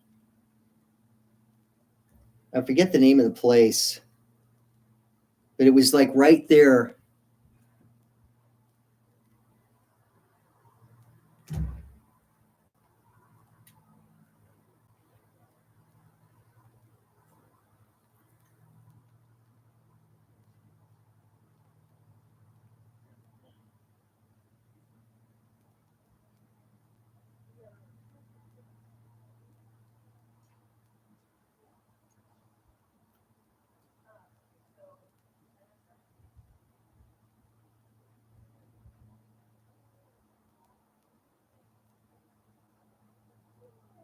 And it's not coming up on maps.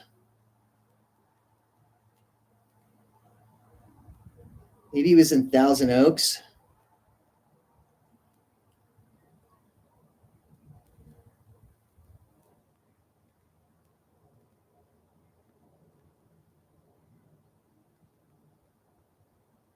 DCHC, yeah, right here.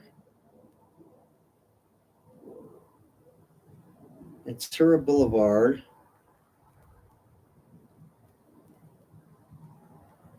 I don't know. I can't remember it. That place was like it was pretty good. James Toney, the boxer. James Toney Lounge. Okay.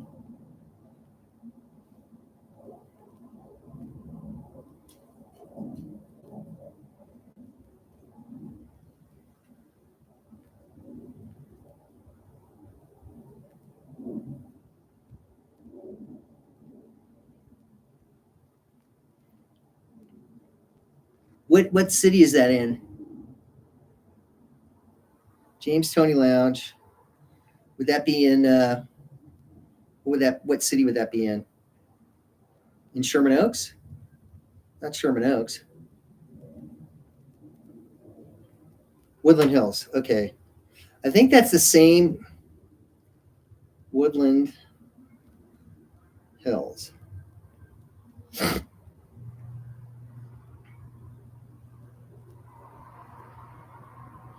It's just coming in with James Toney's Tavern. It says it's Jim. No, not Jimmy's. James Toney Lounge. It's not coming up.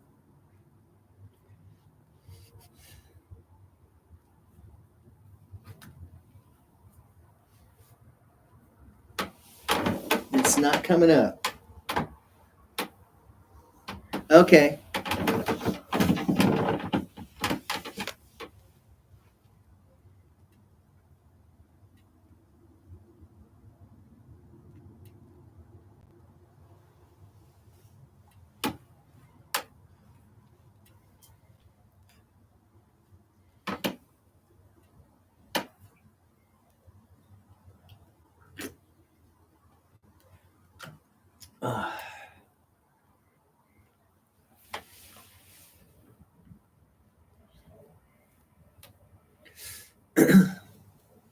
Yeah, because there's a bunch of cigar lounges on there, and they're all like, I mean, Cigar Warehouse getting. I mean, they had a great selection of cigars in there, at least at Cigar Warehouse, and the lounge is nice to smoke in.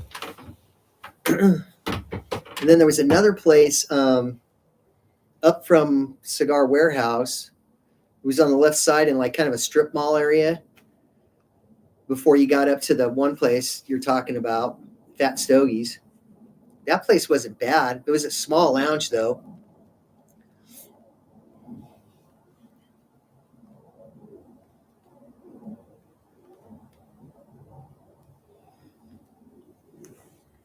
No people.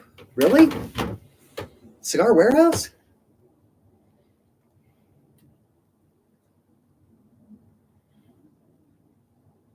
Really? Right there? No people? Wow. Oh, things have changed.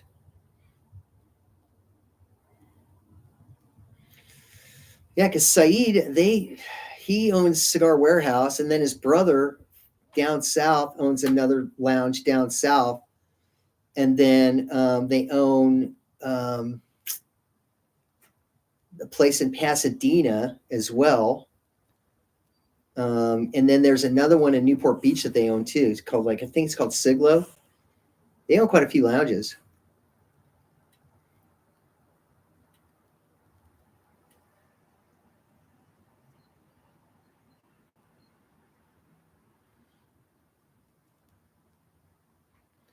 Wilshire and Beverly Hills. It's called Joey's Cigar. Really?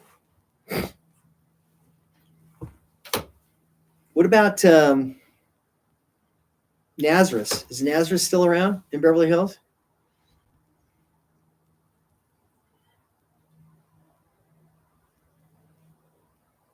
And then the Buena Vista was in Beverly Hills too. It was a bar and you could smoke in there. Did they shut that down too?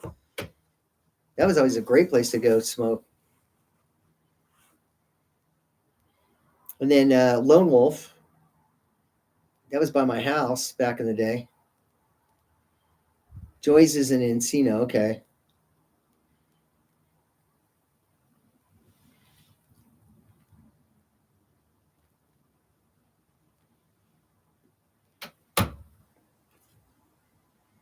Well, things have changed.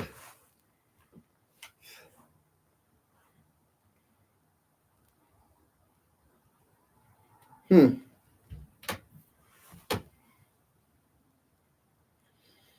Huh.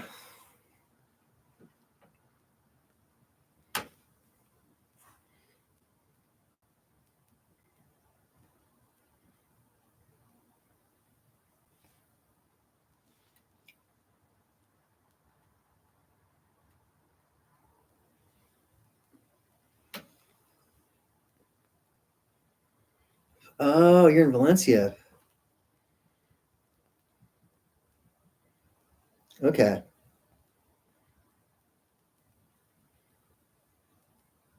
There's a lounge out there too, like in oh, what the heck is that out there? Um, on the way to Fraser Park. What is the name of that city out there? They have a cigar lounge out there too. My girlfriend's brother used to go get cigars there.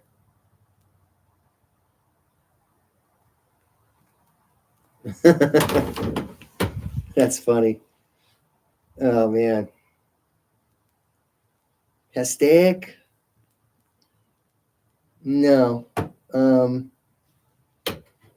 it is Santa Clarita. Santa Clarita, there's a cigar lounge out there.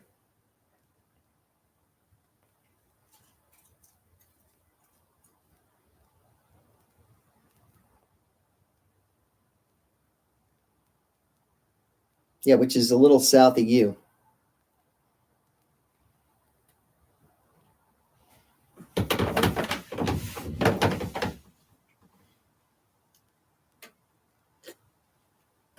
Fair Oaks. That's the one in Pasadena, Fair Oaks.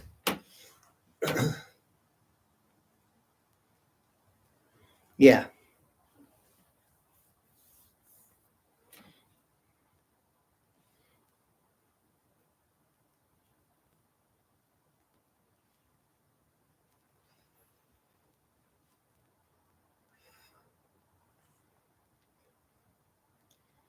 So you're out there by Magic Mountain.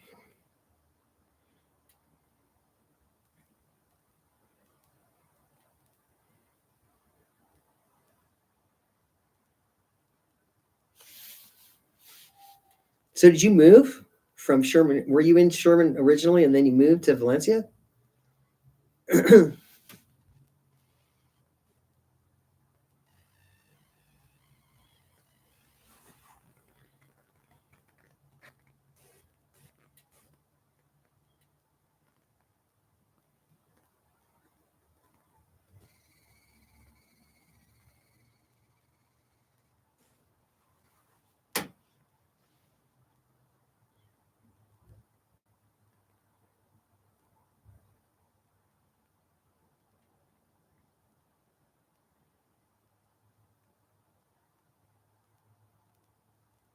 Gotcha. Yeah.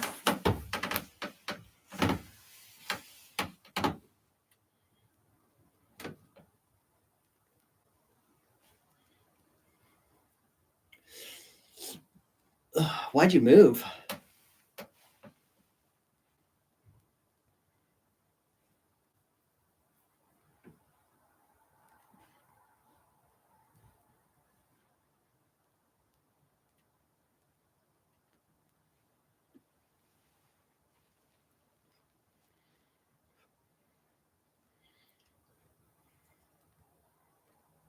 You don't have to tell me if you know.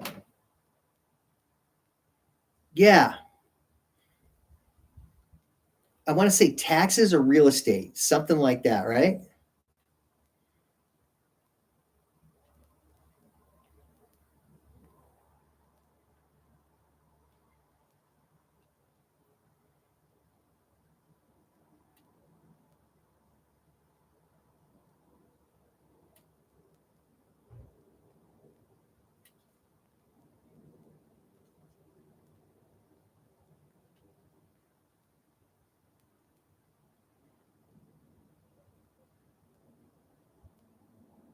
Gotcha.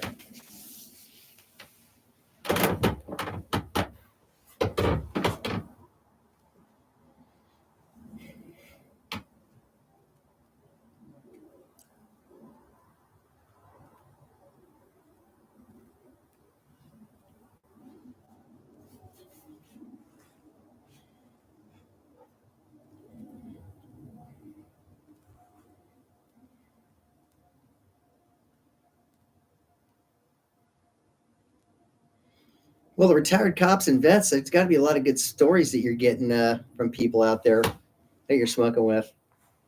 Probably a lot of good stories.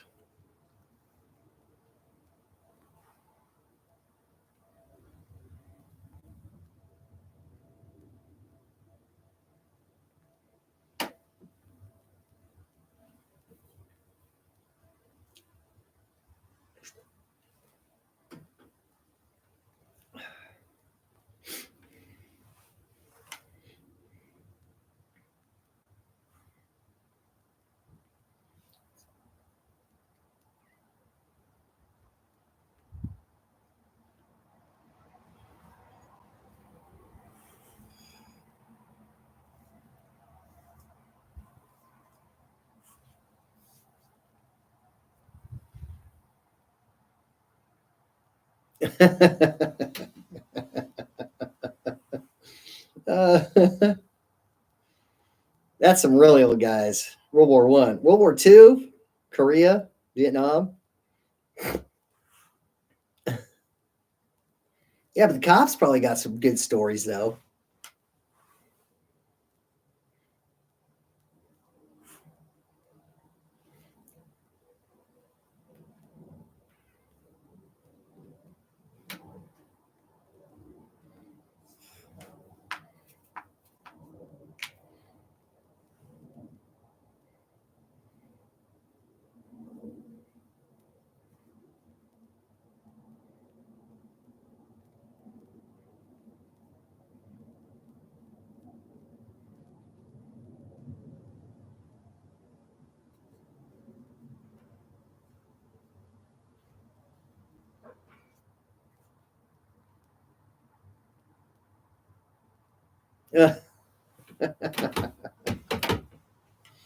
Oh man, you're too good for him, huh?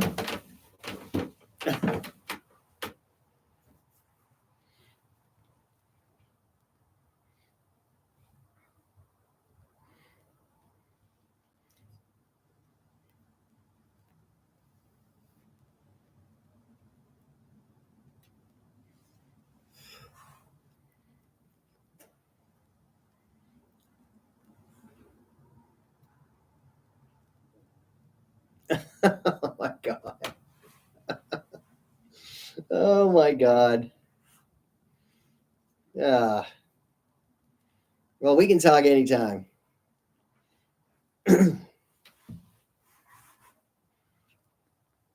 Yeah, we next time I'm there, we'll figure out a way we can hook up somehow.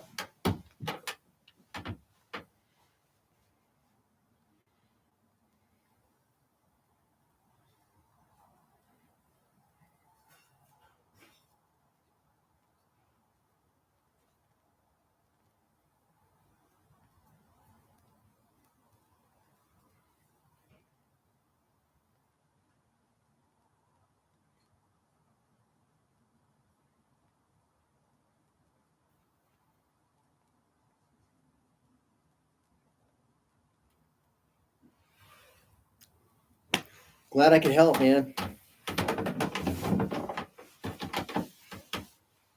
Yeah, glad I could help. Yeah, that's the whole thing with documenting all this stuff, you know. Hopefully, I get my hand burned on the stove and other people don't.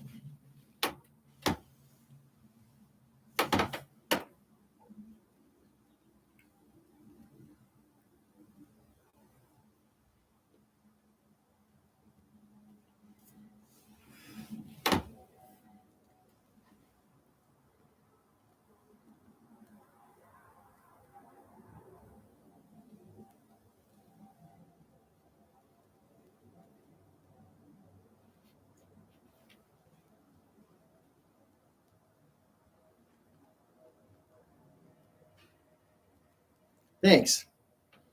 I appreciate that. Yeah, I do. Yeah. Well, hopefully I can keep at it for a while longer and just keep doing what I'm doing and hopefully disseminate some good information to people out there. Yeah, I find that if you don't sell cigars, you can be a lot more honest. Yep, I'm in Boise, Corey.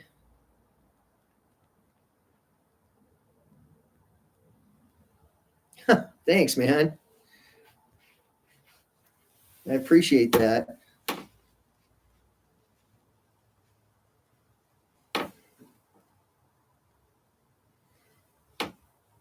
Hopefully, I can start interviewing some people too in the cigar industry. I'm trying to. I got a layover in Brisbane, Australia coming up, and hopefully, I can interview Rob Ayala, put him on there. It was nice to be able to interview Alex.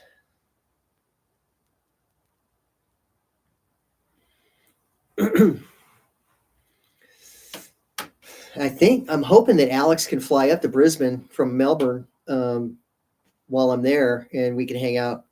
So I can hang out with Alex Groom and Rob Ayala both when I'm in Brisbane. That'd be nice. And I need to talk to Alex about some stuff about his new book. So, I mean, the second printing of the book, he's going to come out with that again. Hey, you're not missing it. Well, I guess in Kansas, yeah, you're probably still missing Idaho because it's a little warmer here than Kansas right now, I would believe. How far are you from Chanute? A buddy of mine in California, he's from Chanute.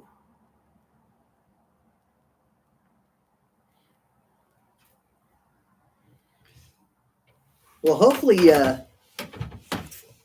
people in America are watching the videos that I put out. I mean, when I see it, because there's like demographics and stuff like that I can pull up on the channel, and a lot of people from the United States do tune into the channel, and they watch the videos. And I'm supposed to. I guess there's a thing coming out called Cigar TV, and they want me to upload a bunch of videos to that. So they're gonna be putting it into cigar lounges and stuff like that. So hopefully they'll be playing that stuff in cigar lounges. That'd be nice. I got to get around to that. They sent me the paperwork and stuff to upload videos, so I need to get on that.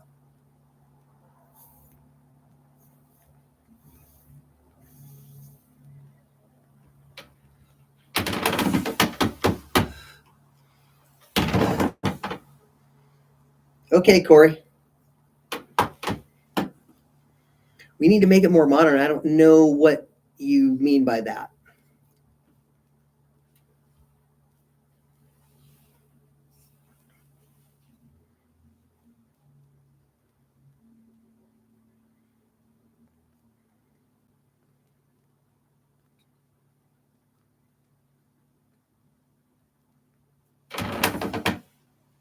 Dr. Joe. I wish he was still doing videos, man. That guy was good. I just like the format that he did where he would you know, he would just do what he did.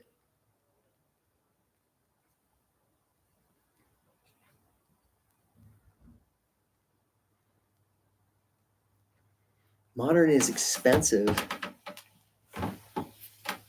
What? Like some of the stuff I'm smoking isn't cheap.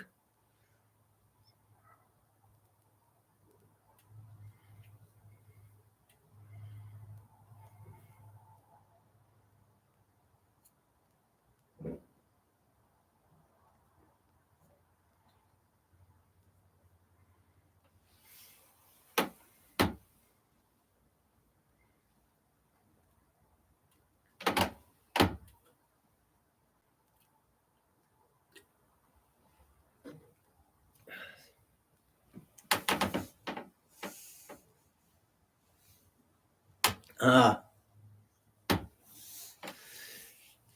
expensive video equipment. Well, right now I'm using an R6 to film it. I mean, I guess I could get a Canon video camera. That'd be nice, but and the production value, I know. I mean, I'm the one doing it all. It's like, yeah.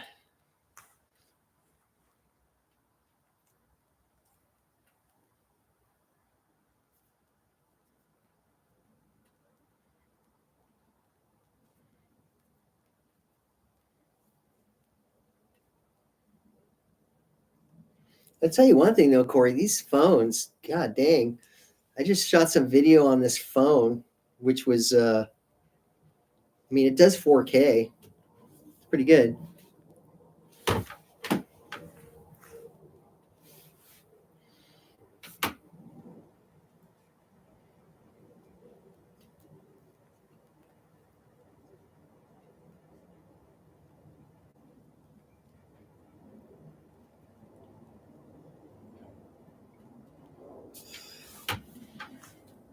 Yeah, that's yeah, what you see is what you get, basically, when I'm shooting video and stuff. That's pretty much what you see and hear now is the way I am on video. So but like I said, I'd like to do more interviews with people and talk to them about talk to them about their journey in cigars and whatnot and so on and so forth, kind of like what I did with Alex.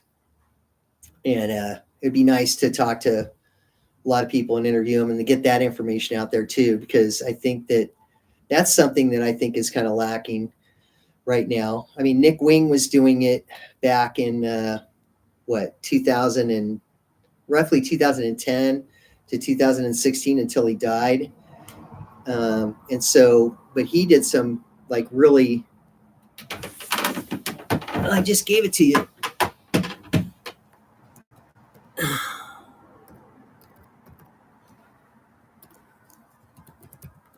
Whoops. That's it right there. But yeah, Nick Wing was really good. I mean, if you have a chance, UK Cigar Scene on YouTube, he's got some great videos with Simon Chase, Gemma Freeman. There's a bunch of guys on there that he did videos with that were in the cigar industry, like in the 60s and 70s and 80s, and forward, of course, because you got Gemma and stuff.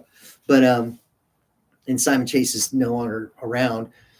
But yeah, it'd be nice to interview the people that are kind of doing stuff now, and just ask them some good questions and get their take on the cigar industry and so on and so forth, and get that information out there, because I think that that's something that needs to be done moving forward as well. It's the documentation of cigars, and that's kind of like where I would like to focus on. So I'm hoping that, like I said, when I go down to Brisbane, I can do an interview with Rob and do that. And then, London, there's a bunch of people in London too, as well. Now that's something I'd like to do. Yeah, definitely. Yeah, I've kicked that around too, where like go to like a city or whatever, and maybe do like a culinary kind of a thing with the cigars. Kind of maybe if you're visiting, what cigar lounges to go to and so on and so forth, and then maybe some of the food or the local cuisine, and then meet up with some people that are collectors or whatever, and do something like that. I'm trying to kick around the format for something like that. And yeah, that would be like great traveling around, because there's so many people that yeah, exactly. But there's so many people that are out there that are big collectors of cigars, and I've always said I'm not a collector, I'm a smoker, and I definitely would like to do that with people and just kind of get that out there, because I think people are interested in that. I mean, just a humidor tours, pairings, that kind of stuff, what people think about things, people that are in the industry now that are doing well. There's a few people off the top of my head that I can think of that would be nice to interview. And then maybe some people that just enjoy cigars and stuff like that. You were talking about Charlie Sheen. I'd like to interview him. It'd be great. Talk about cigars and stuff. Or Jack Nicholson, or Bill Murray would be a good one too. Would love to interview Bill Murray and talk to him. Yeah, Sturman's is still open. Actually, they got 2 locations. They've got the Sturman's downtown, and then they have Sturman's Wine and Cigars, which is in Garden City, which that's a pretty good place. Uh, yeah, yeah. I don't know if the videos that I shot in Florida with that guy's humidor, my friend Emil in Florida. Yeah, he's got a really nice humidor, and he is just that guy. I mean, his humidor is amazing. It's yeah. I mean, he's literally got a cigar lounge in a little guest house that he made and put together. I mean, that's like, it's great. It's a great place to smoke too. I mean, it's awesome. Yeah, Emil's a great guy too. He's just such a great guy. Love that guy.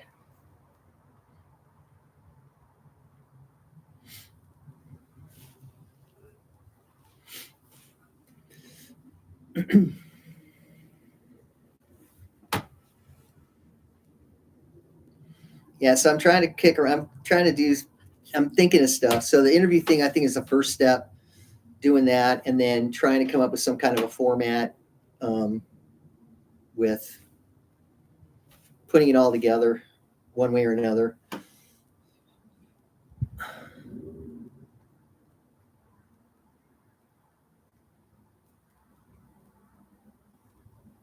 Oh, okay. Okay. Yeah, Big Smoke. They're all over the place here. Are you doing anything in Kansas right now?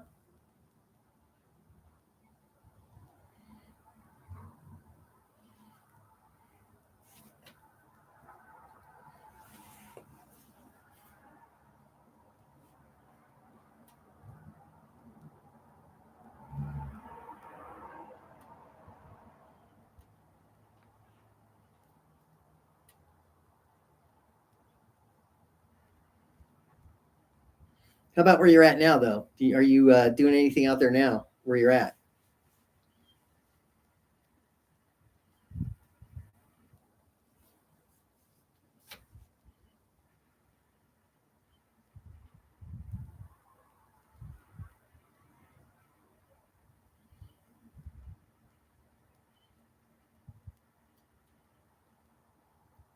So you're in Nebraska? For some reason, I thought you were in Florida. I don't know why.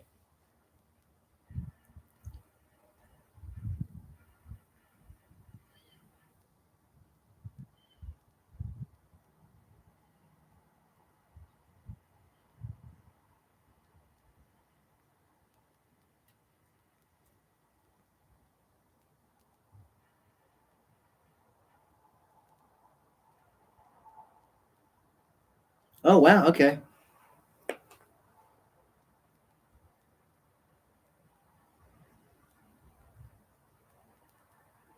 Okay.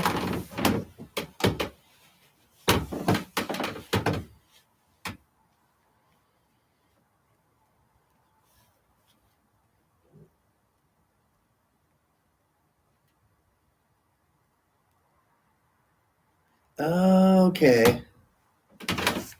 Okay. Yeah, now you were smoking a Diplo 2 the other night. I saw that. You had your feet up. And then you were smoking, God, what else were you smoking? You were smoking something else.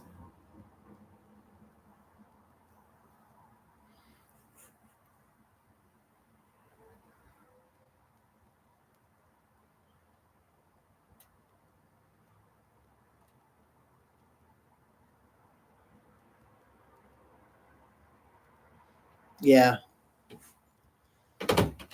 Yeah, it's kind of, they're kind of turning it around a little bit, I think. A little bit. They're like stopping that whole thing with, premium cigars, clumping them in with everything else. Yeah, the Monty. Yeah, that's right. You were smoking the Monty too. The Monty 3 too. Yeah.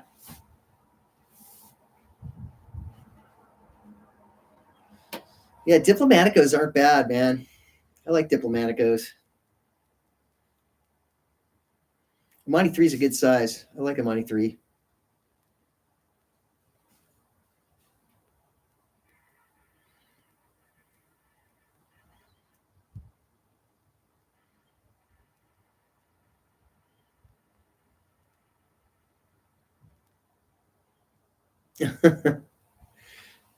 I'm actually not too bad. As long as I keep moving my legs around, it's like the outside of my legs. I got this heat lamp right here that's doing pretty good.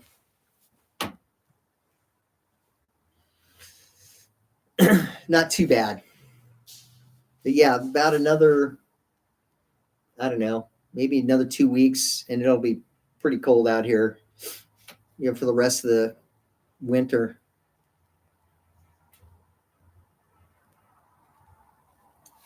Yeah, it's a thinner ring gauge cigar too,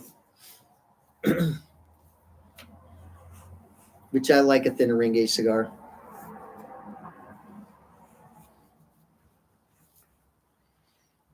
In the Cuban side, on the non-Cuban side, it kind of almost doesn't matter.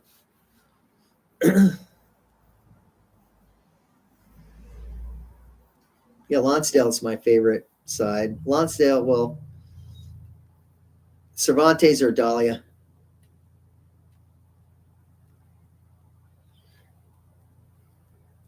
Yeah, Punch Mantua. Yeah, I'm not sure about Bogus. Bogus is, I don't know. I mean, last year it already snowed quite a bit here, and this year it's not snowing as much as it did last year. But I think it's colder this year than it was last year, and a lot of that inversion layer. Yeah, yeah, definitely, definitely the slimmer sizes. Although with the price of Cubans going up and everything like that, I've been talking about the new normal being, the 4 3/4 inch cigars, or the half Corona size cigars are kind of the new normal now because people just can't afford to buy a Churchill or even a Robusto. Just too expensive.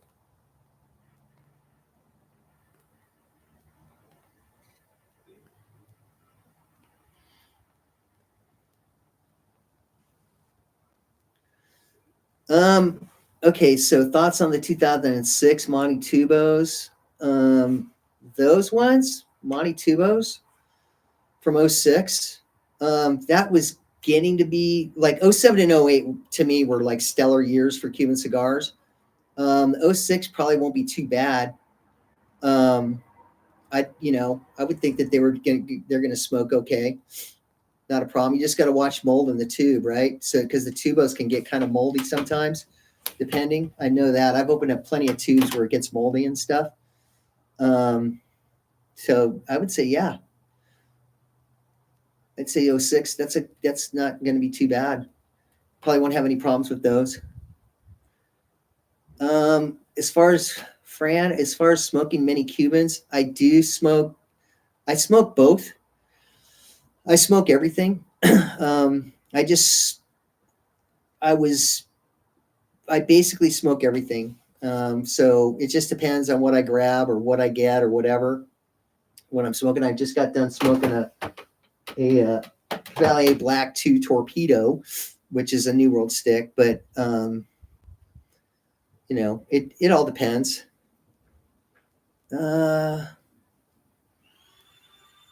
Yeah,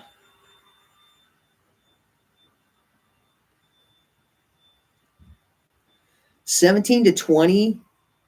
I've heard about 17.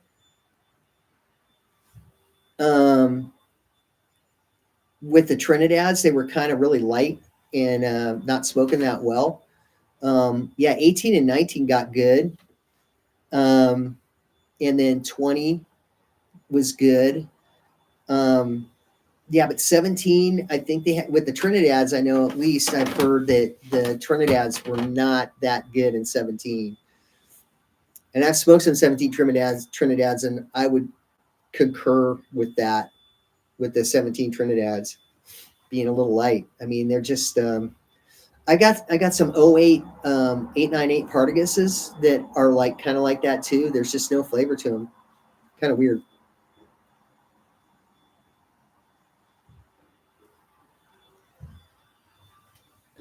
Florida Cano, yeah. Actually, the Florida Cano, I believe that's from 14, the Great Britain one. I think that's it. Let me see here. La Florida Cano. I want to get the date right. It was a 13 release. It was released in 14.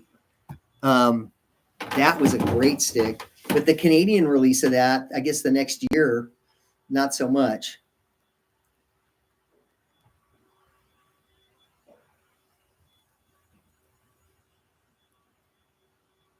Oh, those ones? Those are so the ones that I was smoking are up in Idaho, and that's my buddy's. He has a couple boxes of Party Shorts up here, and so we've been smoking some out of that. Those have been good. The ones that I have in California in that 50 cab, yeah, like half of them are like so overfilled and so tight they're unsmokable right now. So I just got to let them sit. Every now and then I'll like take them out and like look at them, but I probably got about 30 or so left in that cab of 50 that I'm just like sitting on, that they're just unsmokable.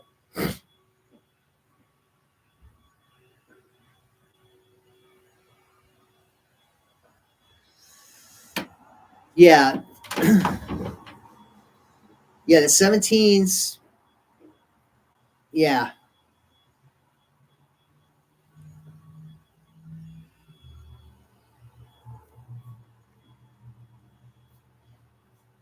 Yeah, but some of the new like I just did that Monte Cristo D, and that thing is pretty strong still.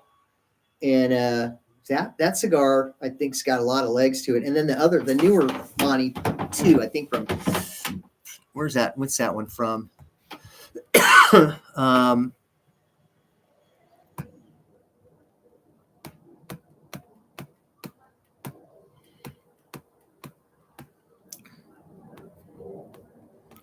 it is from not that one.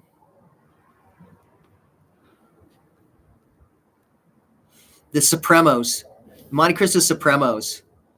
Those ones are pretty strong too. I think those are going to be good. But my favorite Monte from recent is the Añejados Monte Cristo Churchill. That cigar is a great cigar. I love that cigar. I think I have a couple left.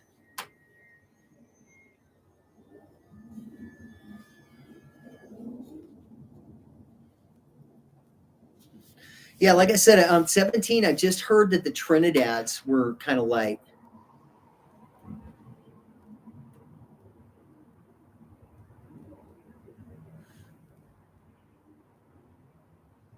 Yeah, and you know what? And I think that if they're Party Shorts, I just think that because they probably have a lot of Lajero in them and it's still kind of moist and everything like that, and they're pretty packed. I just think that as they age, they're going to lose a lot of that moisture, that oil in there that's like preventing it from smoking well. And that's going to wick out. And then those cigars are going to get better with age. And they're probably going to smoke pretty well in, I don't know, 3 to 5 years or more. I don't know. I just keep looking at them and seeing and hoping. Yeah, Liga Privada actually, yeah, I mean, they were those came out in what, 08, and they were super strong. And I think that they've kind of toned it down on the Ligas. I've got actually some Ligas in there that I've been smoking. They're, I want to say they're the 52s, but the number 9 and the number 52, I mean, they're like, the Liga, the number 9 and 52s are just, they're a really strong smoke. I mean, you definitely, need to maybe have something to eat or something like that before you smoke a cigar like that. But I mean, I don't mind smoking them. I mean, they can be a little uncomfortable at times smoking that cigar, but I think that compared to the 08s, the ones now are definitely tamer, in my opinion.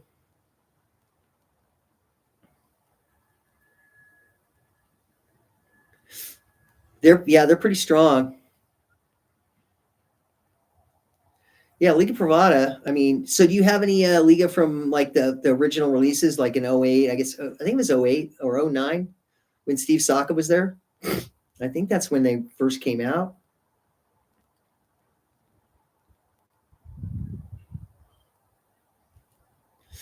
Yeah, those are probably smoking pretty good right now, the 2010s.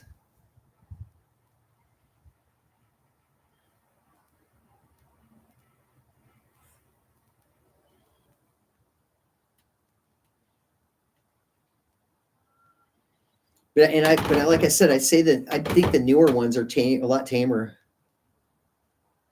Yeah, definitely. Yeah, because the original ones, I have a story for you. So a buddy of mine is over at Maximar when they had a lounge there at the time, and there was a door at Maximar that would open up. They would open up to let the smoke out, and it was right next to the Del Taco drive-through. And somebody had lit up a Liga Privada, and my buddy thought that it was burning oil or burning rubber from a car that was in the drive-through, and he found out that it was somebody was smoking a Liga Privada, and that was back then, right? So you don't get that from a Liga anymore.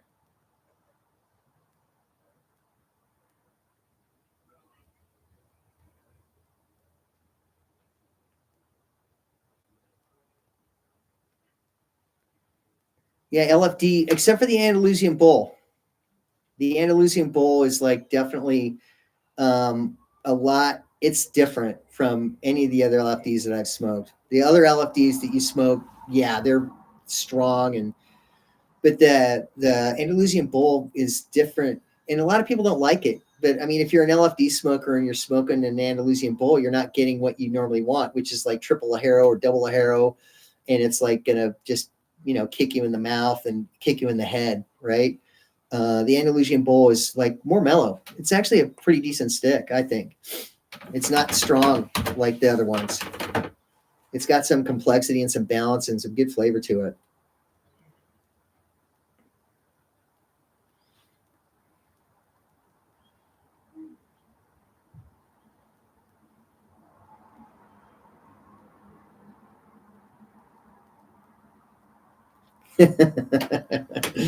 I don't know if it tasted like motor oil, but he said it sure smelled like motor oil. Yeah. But I mean, that's how punchy and powerful those things were back in the day.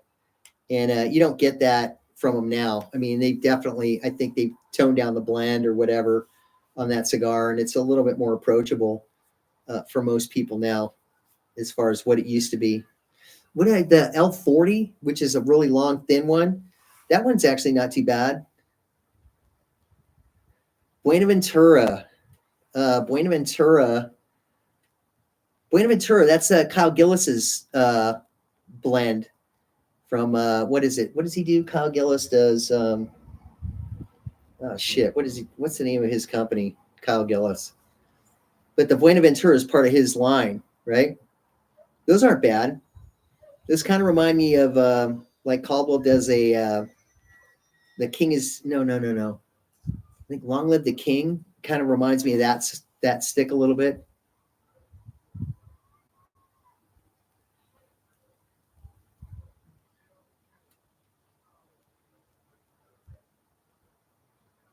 Yeah, they're cheap. I think like Punta Gorda when you were there. How was he doing on his house? Oh, Punta Gorda, Florida. Yeah, his house is almost done after 3 years. The walls are up, and so the walls were up like a couple of months back. So I think that things are moving along, and they're going to be moving in pretty soon. And actually, he said that once everything is all up and going down there, that he wants me to come down and hang out with him for a while. Which that'd be nice if I could make it down there and I'd say March or April. That'd be nice.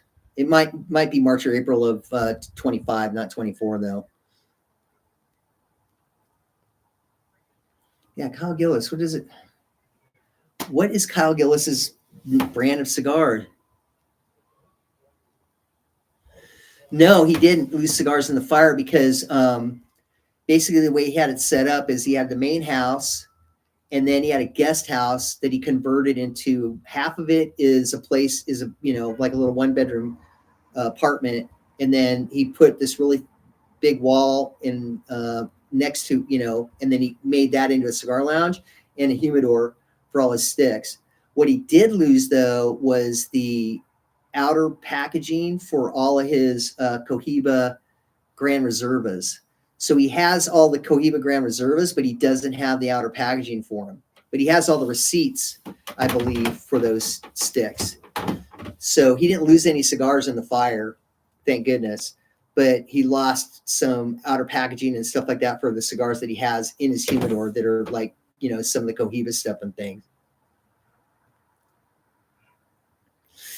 Yeah, like the Grand Reserves, I don't know what they're going for a box now. I guess what, like 14,000 or something like that. They're for those cigars. They're really up there. Yeah, I think he's got, what did I see?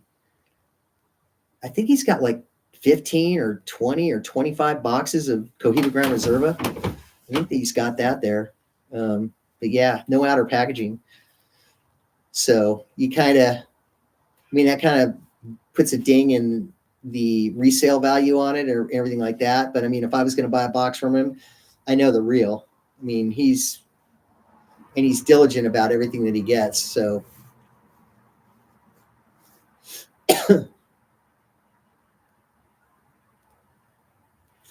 yeah, I think though that originally he bought those as an investment though to resell. So I think that eventually he wants to either resell or trade for other things. And so that might be a bit of a problem moving forward with his stuff. Yeah, you're right. I mean, he might end up having to smoke a lot of them. I don't know. But I mean, I know they're all real.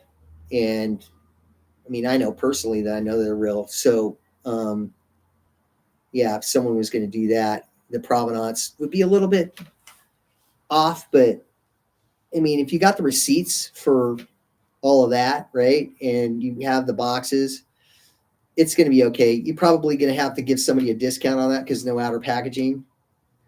But at the end of the day, yeah, I think he's got enough provenance there to pull it off.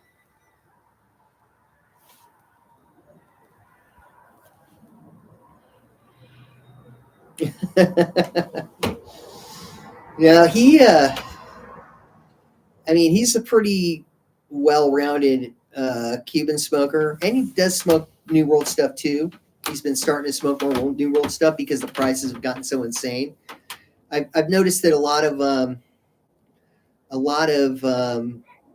people that were collecting, say, starting 20 years ago, and so they're used to all of the old prices.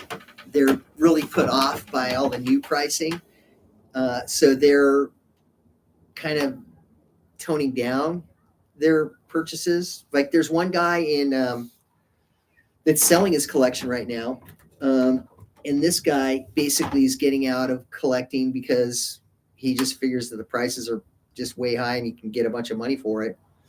So I think there's a lot of people that are like that now that are getting out. So it's going to be the newer smokers or the people that have been collecting, say, in the past, I don't know, say 5 years, that are willing to pay the bigger prices now. People that have been collecting a long time, they're just like going, "Oh my God, $1,000 for a box." They're like, "I used to get that for 250 or 300."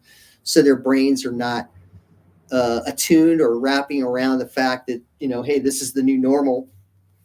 And so they're just put off by that. And then basically they're either getting out or they're buying a lot of farm rolls. A lot of people are buying farm rolled stuff, and they're doing that instead and kind of hanging on to their old stuff and either selling it or trading it and stuff like that. And then, like I said, I think the newer people that are getting in now, because they're just used to the prices being the way they are now. And so moving forward, they're just going to, collect. And then, 10, 20 years from now, when the prices are what they are 10, 20 years from now, they're going to go, okay, I'm not buying anymore. I'm going to sell them. Right. But yeah, I've run into a few people that are doing that. There's a guy down in San Diego, same thing. What he's doing though is he is selling all of his Cubans, and then he's collecting whiskey. That's what he's doing. He's doing bourbon. He's a bourbon guy. So he's getting rid of pretty much all of his boxes of Cuban cigars, and then he's buying really expensive bourbons and just hanging on to those now.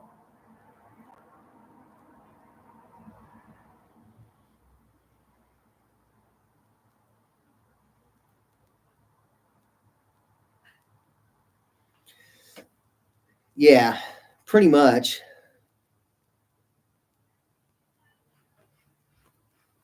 Those are custom rolls, right? The Urandi? Yeah, the farm rolls. Um, I might have, because like when I get farm rolls and stuff like that from people, there might be a name on it, there might not, and I believe I did smoke a Urandi. There's a guy that was in Toronto area who's a big collector slash merchant that has he'll send stuff, and then he'll send those. He calls them bodyguards, and then sometimes he'll write on the, you know, how you have those packs where like you put the individual cigars in the pack, and they're kind of sealed for the cigars, and he'll write on that sometimes, or he'll have a little white band on there with that. So I think I have smoked the Urandi. I think they're kind of a thinner ring gauge cigar, right? It was like kind of like a Lonsdale or something like that. The Urandi. Is that one of their roles for the Urandi?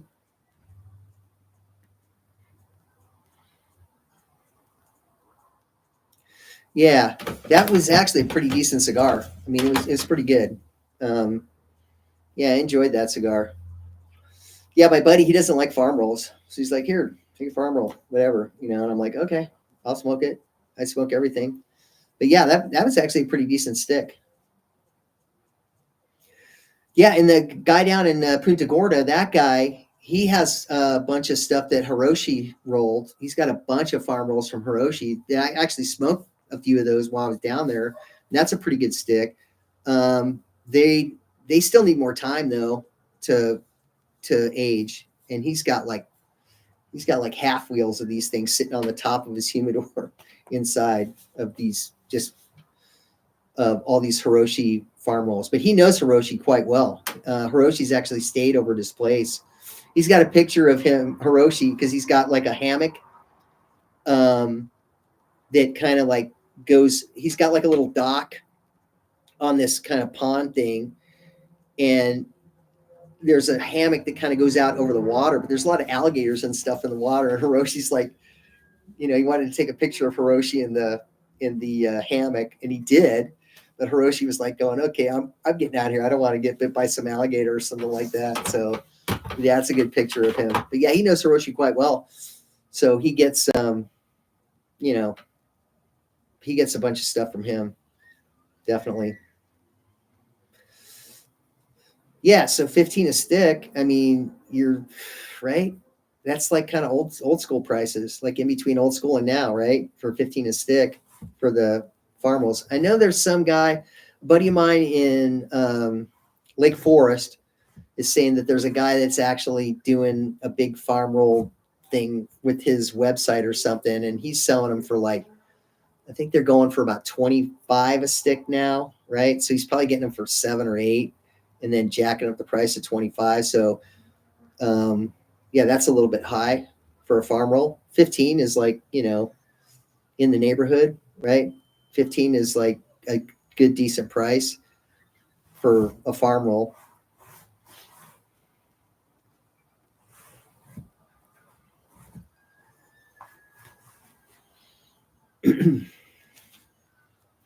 Yeah, the farm rolls, I mean, those are kind of, yeah, it's like old school. It's like they're kind of like the way they used to be back in the day, that kind of stuff. They're not, it's not the same. I don't know what they're doing in the factory or whatever when they're, taking the tobacco and then doing the second fermentation process or whatever it is you want to call it in there. at the factories and stuff. But they're definitely doing, I think, something different that makes Cuban cigars much more approachable when young. Because, I'm smoking stuff from, 23, 22, 21, and it's all like pretty decent, and it's not like you're not getting a bunch of ammonia off the cigar. It's not like a lot of barnyard, and they're like, you know, um, they're just smokable, I mean, I don't know what they're doing, but I know that they're probably doing something more like what the New World people are doing, means they're trying to make it to where you can smoke it now, as opposed to you have to wait and sit on it. That's my theory.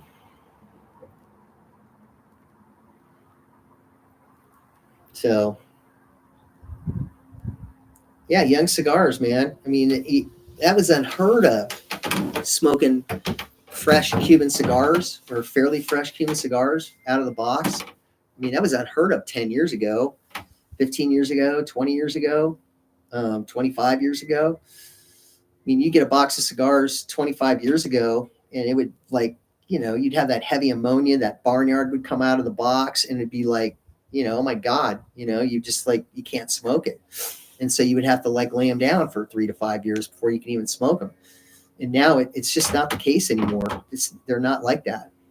And I mean, I've always said that if they can do it, to do like an old style process on the cigars where they do have that ammonia and that barnyard on them, then just make that a special whatever it is. They do 500 or 1,000 boxes of those from the regular production run, and then they do the regular production run or whatever, like just say like a D4, right, or a Monty 2 or whatever. And I think, they could probably do a premium price on those barnyard ones with the different fermentation process on them. And they could probably make more money on that, because a lot of people are kind of clamoring for that.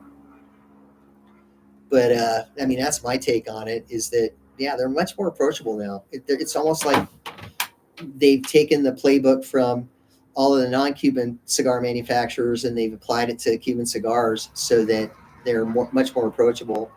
So, and the thing is, you're going to sell more cigars, because at the end of the day, if people are opening up a box of 21s and they're smoking them all, or a box of 22s or 23s and they're smoking them all, in 24 they're going to buy another box, because they're used to the price. They know what the price is going to be. It was the same back in 22 as it was 24, and so they're just going to do that.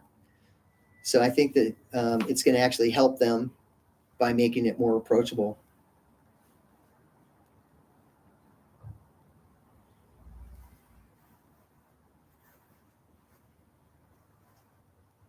Yeah, 25 is thick guy. Yeah. Yeah.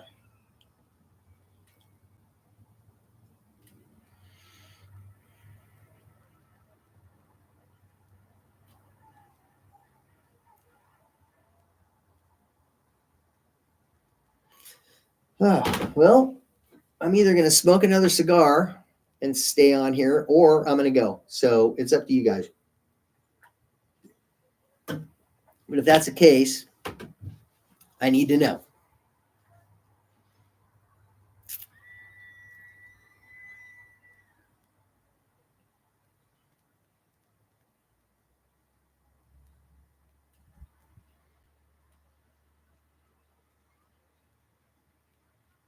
Okay, gotcha. Yeah. Anybody else want me to stick around for a while longer? I can go grab a cigar and smoke another cigar. Otherwise, I'm going to sign off.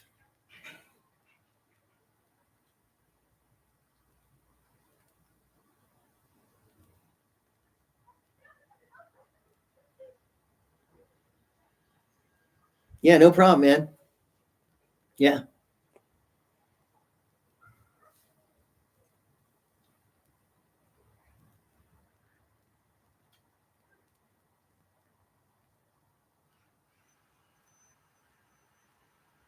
And I'm going to give it a minute, because I know there's a delay on this feed. So anybody else want me to stick around? and smoke another cigar, or should I just sign off?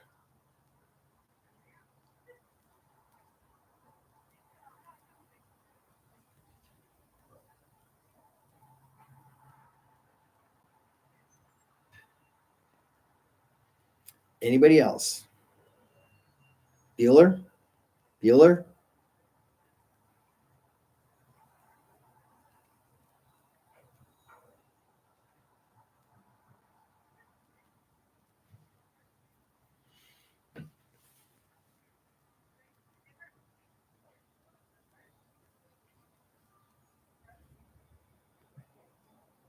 All right.